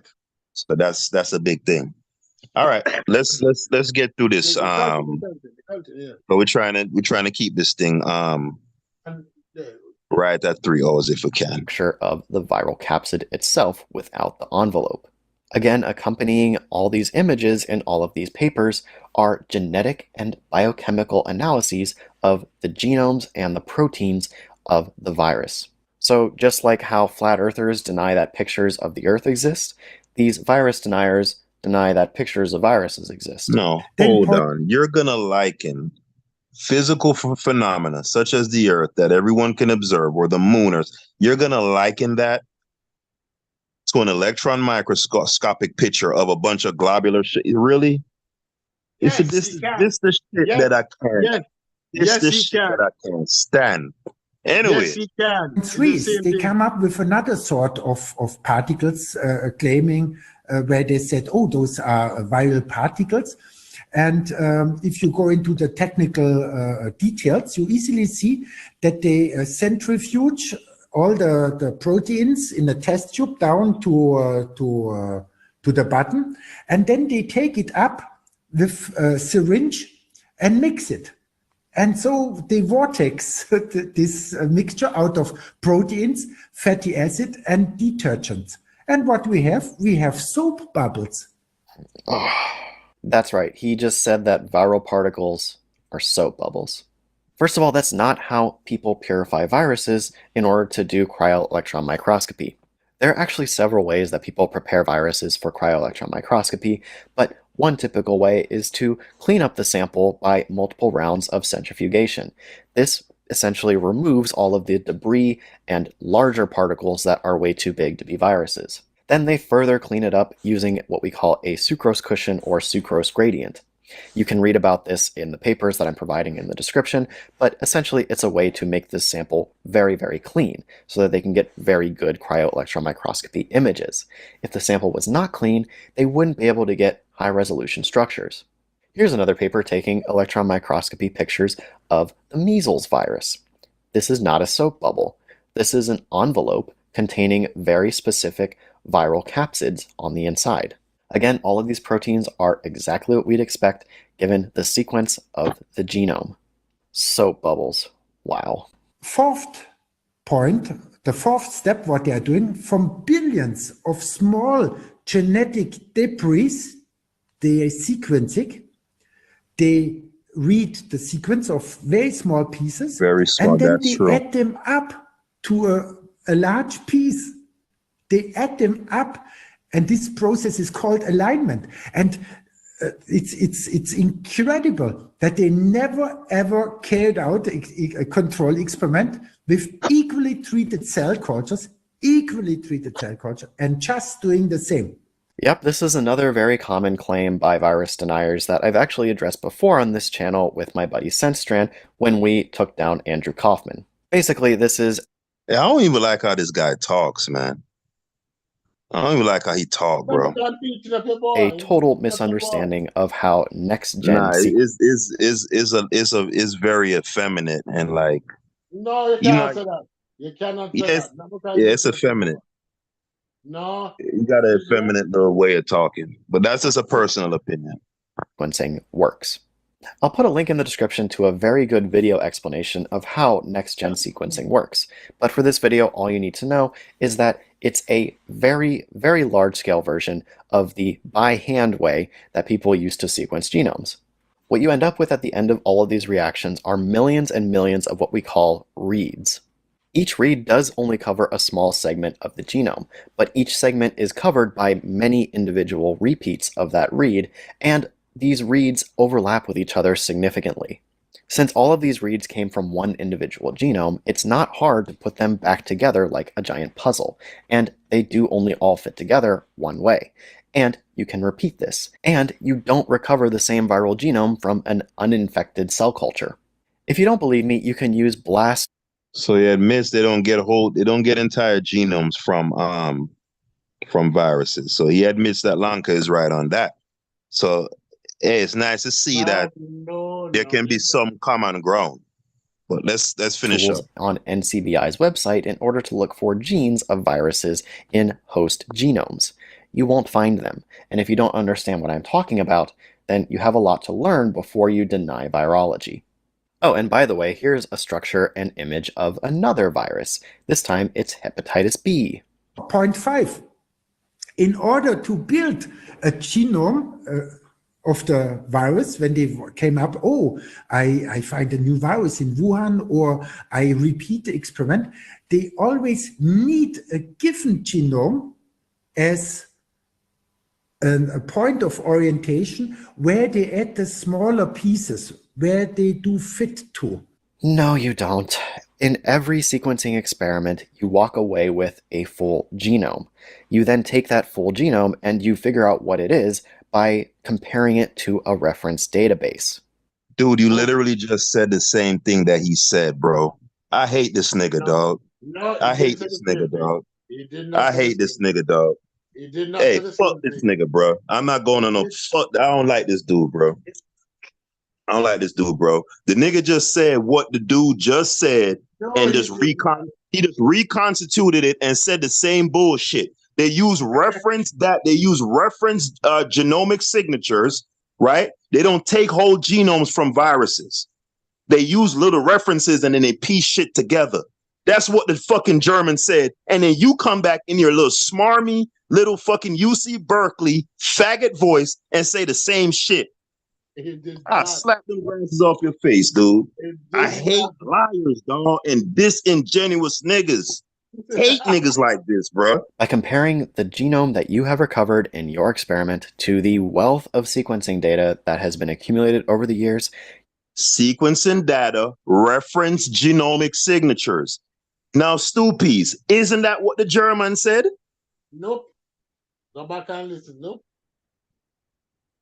Nope. All right, you know what? We're gonna do a part 2. We're gonna do a part 2, guys. Yeah. You know what? I told myself in a Stoopies, I wasn't gonna let them drag me back in. I want to do frivolous topics. I want to talk about men and women relationship, and that's what's hot on the internet. I want to talk about fun, nonsense, foolishness. And this idiot this emaciated, light-skinned elitists called unbiased, right? The malnourishment Muzungu drag me back in. Boy, I tell you. You can learn something about your genome. You can learn what family it belongs to. You can learn maybe what species it is. You can learn if it's completely new. This is blatant denial of very basic molecular biology. And continuing the fun, here's another cryo-electron microscope image of another virus. This time it's hepatitis C. And as a bonus, this figure is even showing the difference between what a hepatitis C viral particle looks like and what an exosome looks like. They're all labeled individually. And as soon as I get hold of... Yeah, what's that, Leo? Isn't that the virus the boy said don't exist? I don't know what that is. That's a picture of some shit. A virus is from what I know, from what I've learned, and what I continue to read is that a virus, a virus, what defines a virus is what it does. And what a virus does is it infects. It's an infectious agent. Showing me a picture of some circular shit doesn't demonstrate to me something infecting anything. That's just a picture of some shit that you're saying. Those pictures that you're looking at, those little particles that you're seeing, they do X, Y, Z. And how do I know that? Because you say so. Moving on. Original sequence data, which was produced for HIV. I'm going to produce you coronavirus. Oh my god. Okay, yeah, so this isn't one of his points, but I just had to include it. It's complete crazy town, and I love that he's actually claiming he can do this. So we'll all wait with bated breath while Stefan Lanka works on this experiment. So let's come to point 6, you know. Everybody thinks, and it was your question at the beginning, if that virus, you never ever saw a virus inside a living being or inside its liquids. And it's easy. Everybody can check it easily on every single photograph of a virus, which should show a virus. You'll find the notion that it's from a cell culture, but never from the blood, never from the salvia, never from the semen, never from another liquid of the body, never from a lymph node, never from inside. Here are images of SARS-CoV-2 in a post-mortem patient tissue sample. The researchers of this paper were also able to track the path of the virus through different human tissues by detecting the specific viral genome in many human organs and also doing histopathology to look at the damage it was causing. So there you go, Lanka. I just showed you what you claim doesn't exist. Yeah, you're being disingenuous again. When they do histopathology, right, the German already mentioned that, which is where he speaks about where they do the thin slices of stuff, right? And then they put those tissues on the microscope. No, that comes after you've done the cell culture portion. So the Germans' claim was that none of those electron microscope pictures that you're seeing with those little circulars and globular stuff comes directly from a host, a human host, and it'll take something from a human host and put it on a microscope. It comes from cell culture. Notice this fake Kaepernick never denies that. But no, he did not say that. If you go back 2 minutes, okay. If you go back 2 minutes, him say tissue. The German is talking about? Tissue. No, I'm talking about when he just showed the SARS-CoV-19 virus in tissue.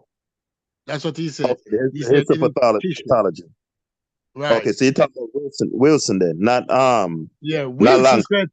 Wilson said this is it in tissue, right? Mm-hmm. You don't culture tissue samples.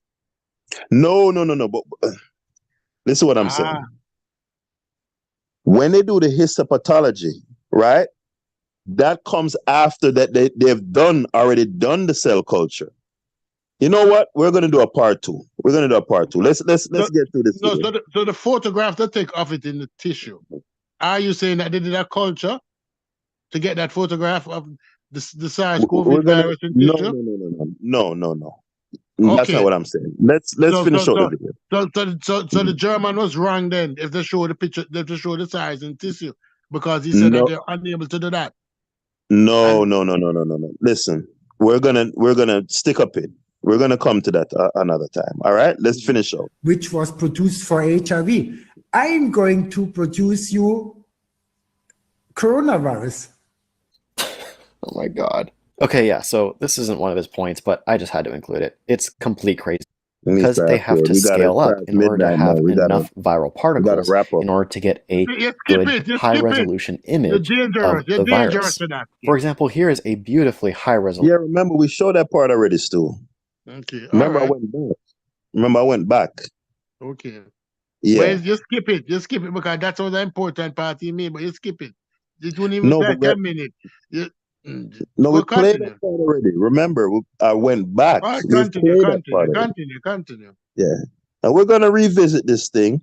And you know what, Dr. Wilson, if somehow this makes way around to you, never mind what I said about you sounding like a woman or fake Kaepernick or wanting to knock your glasses off your face. You are very smarmy, disingenuous, and insincere. I'm not going to change my talk, but I would love to have a conversation with you so long as you can maintain a level of human decency and respect. Right? Don't call me a flat earther and try to be funny with your corny jokes. I'm going to cuss you out. So anyway.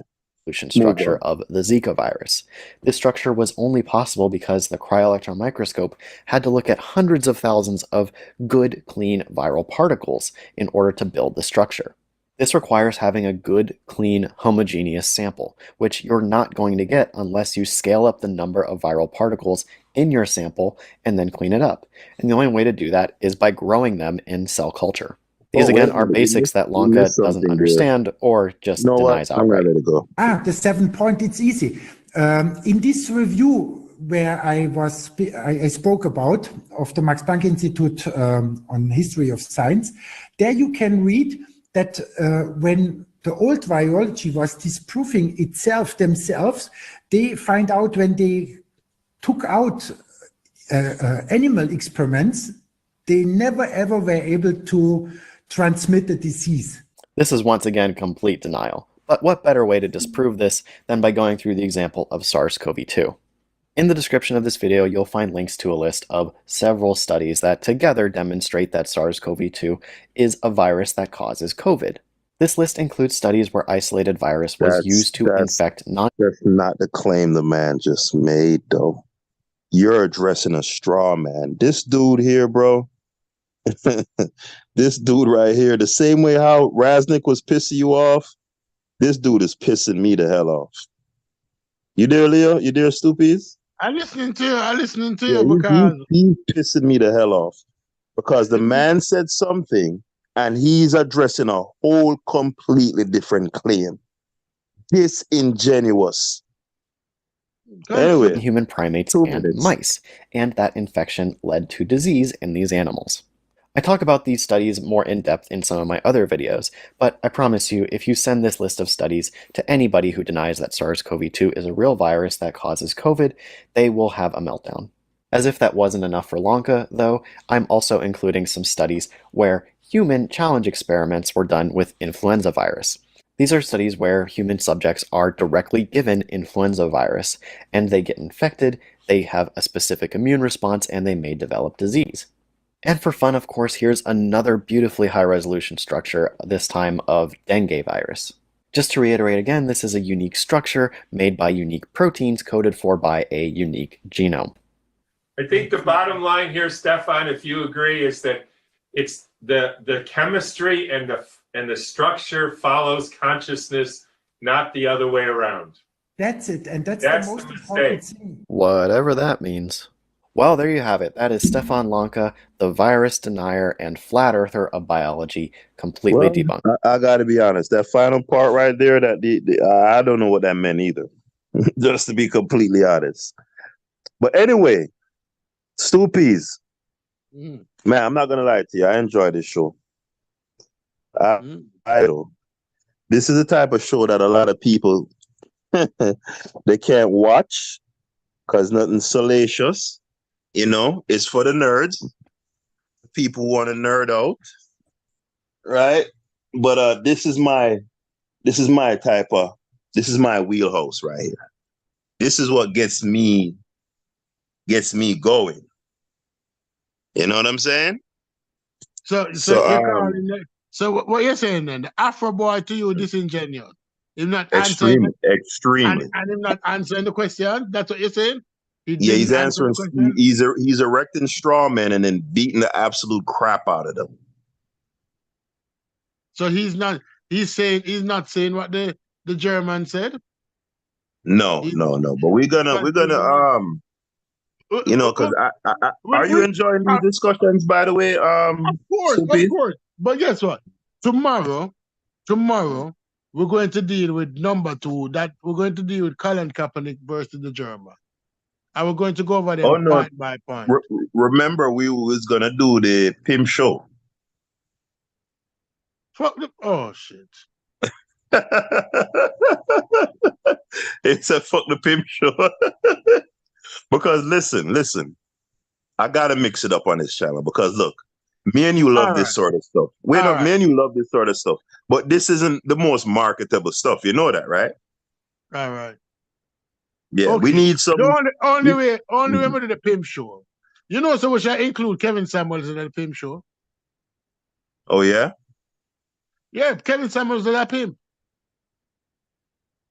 But he was pimping who, man? He must pimp in YouTube. Because his language, while it may not be as convoluted as Sinful the P language, he was still speaking in the vernacular. The spectacular vernacular. In the spectacular vernacular of pimping. I remember he used to be a part of a Sinful P. He used to go on, he used to moderate for Sinful P show. Oh, really? Yes, Sinful P says it. I didn't know known that. Samuels for years, of course.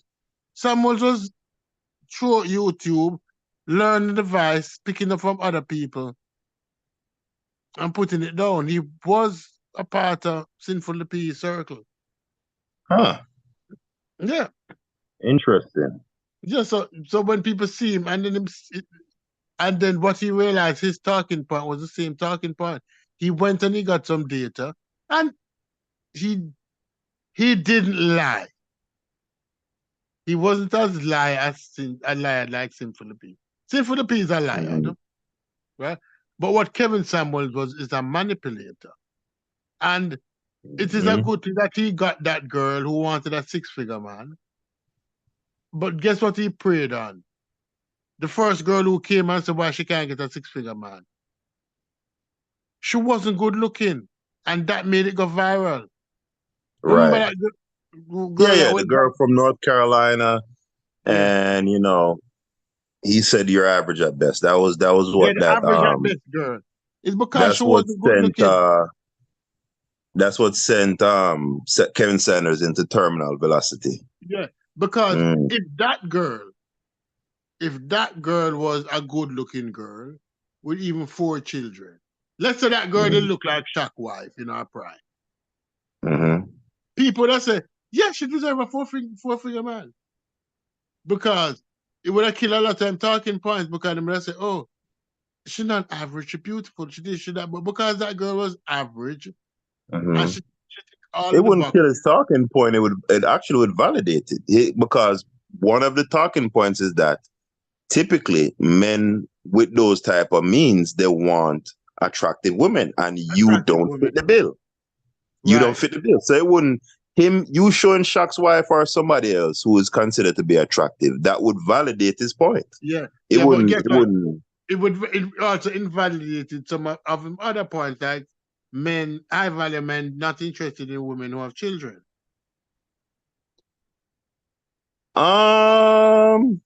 That's I don't know because remember he excludes the entertainment class. Yeah, no, that's what I'm saying. Yes, but let's be honest. No, I'm not talking about the high value man. I'm talking about what caused him to get popularity. Is it because she was an ugly girl?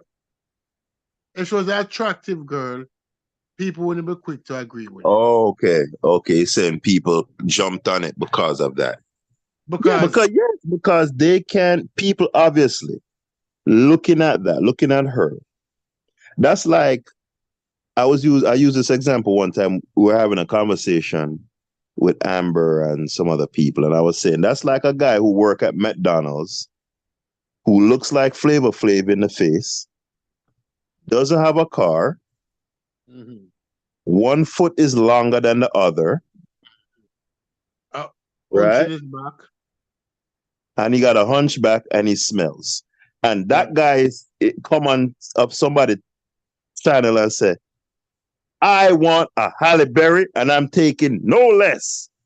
Right. Of course, it's gonna go viral because people gonna look and say, this nigga is crazy. Right. So it's the same thing. People are looking at her like, you're completely out of your mind. You're delusional. You're living. You're not on planet Earth. Yeah. So yes, that's what made it go I'm viral. I'm better looking than you, and I can't get anything close to what you're asking for. That's what people saying, right? But it shows a good looking girl now, because I tell people the rules of life. If you were lucky enough to born good looking and be bright, very intelligent, you're always going to get picked first. Who's going to get picked after you? Good looking and dumb is going to get picked after you. So good looking and bright get picked first, good looking and dumb get picked second. Who get picked third? Bright and ugly get picked third. It don't matter how bright it is. If you're ugly, you're not getting picked before good looking people. Half of the news reporters Born good looking, you get God blessing. Yes. And who get picked last? Ugly and dunce get picked last. But if you're born good looking, you don't have to be bright. You don't have to be bright. Good looking take owners over bright every day. Right? The dumb blonde will look good. We'll go ahead at the ugly guy, at the ugly girl. Hey, Leah, look at my little brother in the chat, right? Yeah. You know, eh? What him say? No, it's not what he said. Matt McKenzie, you see him? Yeah. He said, good talk, gentlemen. But what's tripping me out is, but you know what? You use your full name on social media too. So you're not a paranoid Jamaican, not really. Because I can't even imagine. No, don't use it all the while. Don't all the while people hear me say my name. You use your full name. Yeah. But you know what? You know what? Perhaps if this channel takes off like I'm hoping, it won't matter anyway. People gonna know who I am. So I guess I might as well do like my little brother, right? Yeah, you might as By well. the way, Matthew, my little bro, if you're still listening, man, don't feel away. You know, I learn a lot from my little brother, believe it or not. My little brother shows me what I could have been if my mom didn't leave Jamaica for those few years and I ended up around those idiots running around the streets of Waterford. You know, that's who I would be. You know, when people call me Batman and I get angry and man, that shit don't bother my little brother, man. He don't care. Me? I lose my mind, Stoopies. Listen, I sent you a video today with a grandmother. And she said, what advice you give to young people? And she said, go to school and don't be a S or a B. That's where the culture will come from. Right. That's where the culture. Anyway, man, Stoopies, great conversation, man. Tomorrow, Enjoy myself. Tomorrow we'll be dissecting Simple the P. Literally. Was he a pariah or was he good? Literally dissecting. We're gonna eviscerate. And for the people who didn't respect the dead so listen, I can't talk crap about Hitler. I can't say Hitler was a piece of garbage because he's dead. Listen, we all have to die. All right? So we're going to be eviscerating sinful, the pedophile. That's what the P stand for. Tomorrow. We're doing a post-mortem. We're digging up the body. Yeah, we're exhuming. We're going to exhume the body. Yeah. Like Weekend at Bernie's. We're exhuming the body. We're putting it on the cutting table. And we're dissecting this man. What was he really about? What was he telling to the community? What was he telling them about? About the what? The spectacular vernacular. The spectacular vernacular. Right? Mm-hmm. Because the next person, we were dissecting some dead people. We were dissecting Nipsey Hussle, Kevin Samuels, everybody. All right. Well, I wasn't aware of that. So Stoopies has some show ideas. So hopefully he can write those out, script them out, and because he's gonna carry those. I'll carry Just so you know. Hey, you're gonna get all the talk time you want on those, just so you know. We're dissecting because listen. Julius Caesar, Mark Antony speech to Julius Caesar. Friends, Romans, countrymen, lend me your ear. We're here to bury Caesar, not to praise him. We need to bury a lot of these heroes. Completely. They're dead, but they're not buried. The ghosts running up and down the community. Still having influence. We need to bury them. We need to bury them. Yeah, man. So let's go ahead and shut it down, man. Once again, I want to thank man like Garfield for forwarding. Appreciate that, brother. Yeah. Yes, I am a dumb man, but me gun talk. People know that from out of Cassia Park. Yeah. Man like Garfield from Cassia Park. Respect, brother. My Doug from Baltimore. Stefrin. As a matter of fact, you know what? Soupies, can I do this? Yeah, man. I want to dedicate a song to my cyber friend, brother Sheffrin L. Real bad man? Well, no, he only has 4. So he's not a real bad man. 4 enough to have no man. 23 children. Compared to 23? Yeah.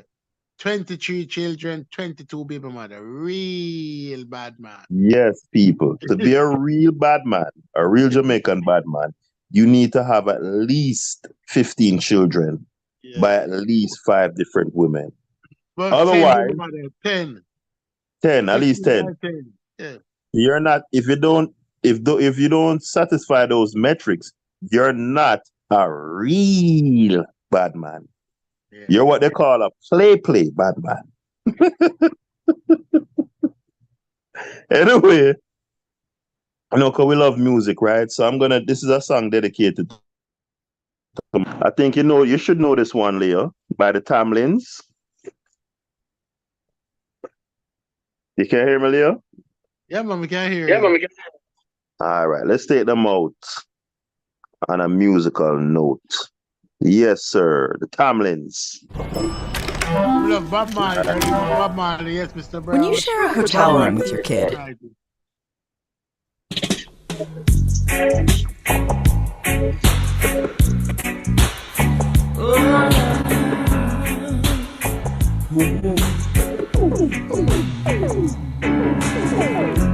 feeling the seagull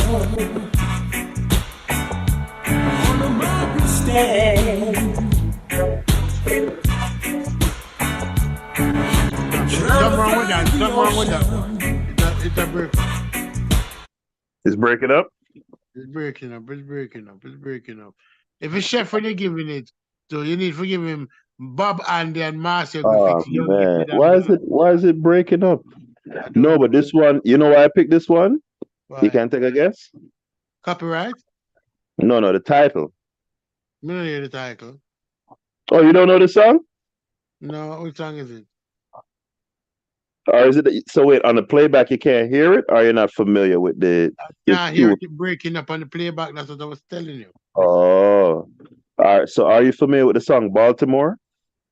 Oh, Baltimore. Oh, yeah. It's a cover. You know that it's a cover, right? Oh, I didn't know that. It's a cover. Yeah, they're the original Baltimore. Anytime. Yeah, it's a cover. Interesting. Because our brother Chef is from Baltimore. Yeah. Unfortunately, it's breaking up. I wonder if anybody just like the real Baltimore. You know, it's probably your phone enough. Hold on.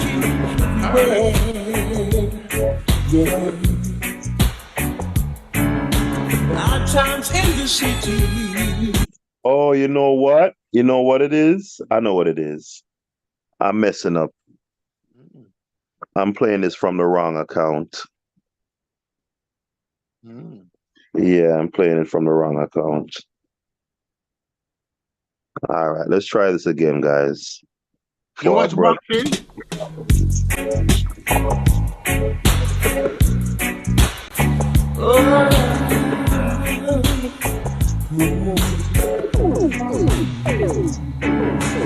Feeling seeker on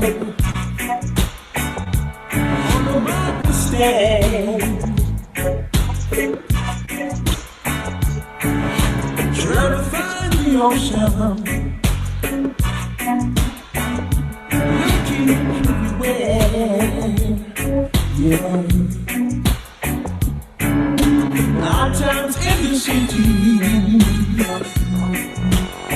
in our town by the sea.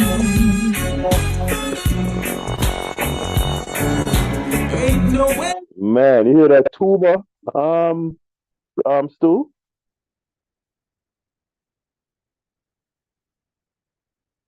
Yeah, but the sound not righteous and it's too loud. But we understand, you know, It still isn't coming through clear?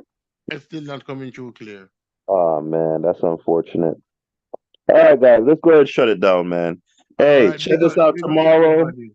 What time you wanna eviscerate Sinful. sinful? Mm, 8 o'clock. 8 o'clock. Sounds good. All right, guys. So Okay. same bad time, actually, slightly different bad time, same bad channel. People, All right, big up. we are Jumping on. out.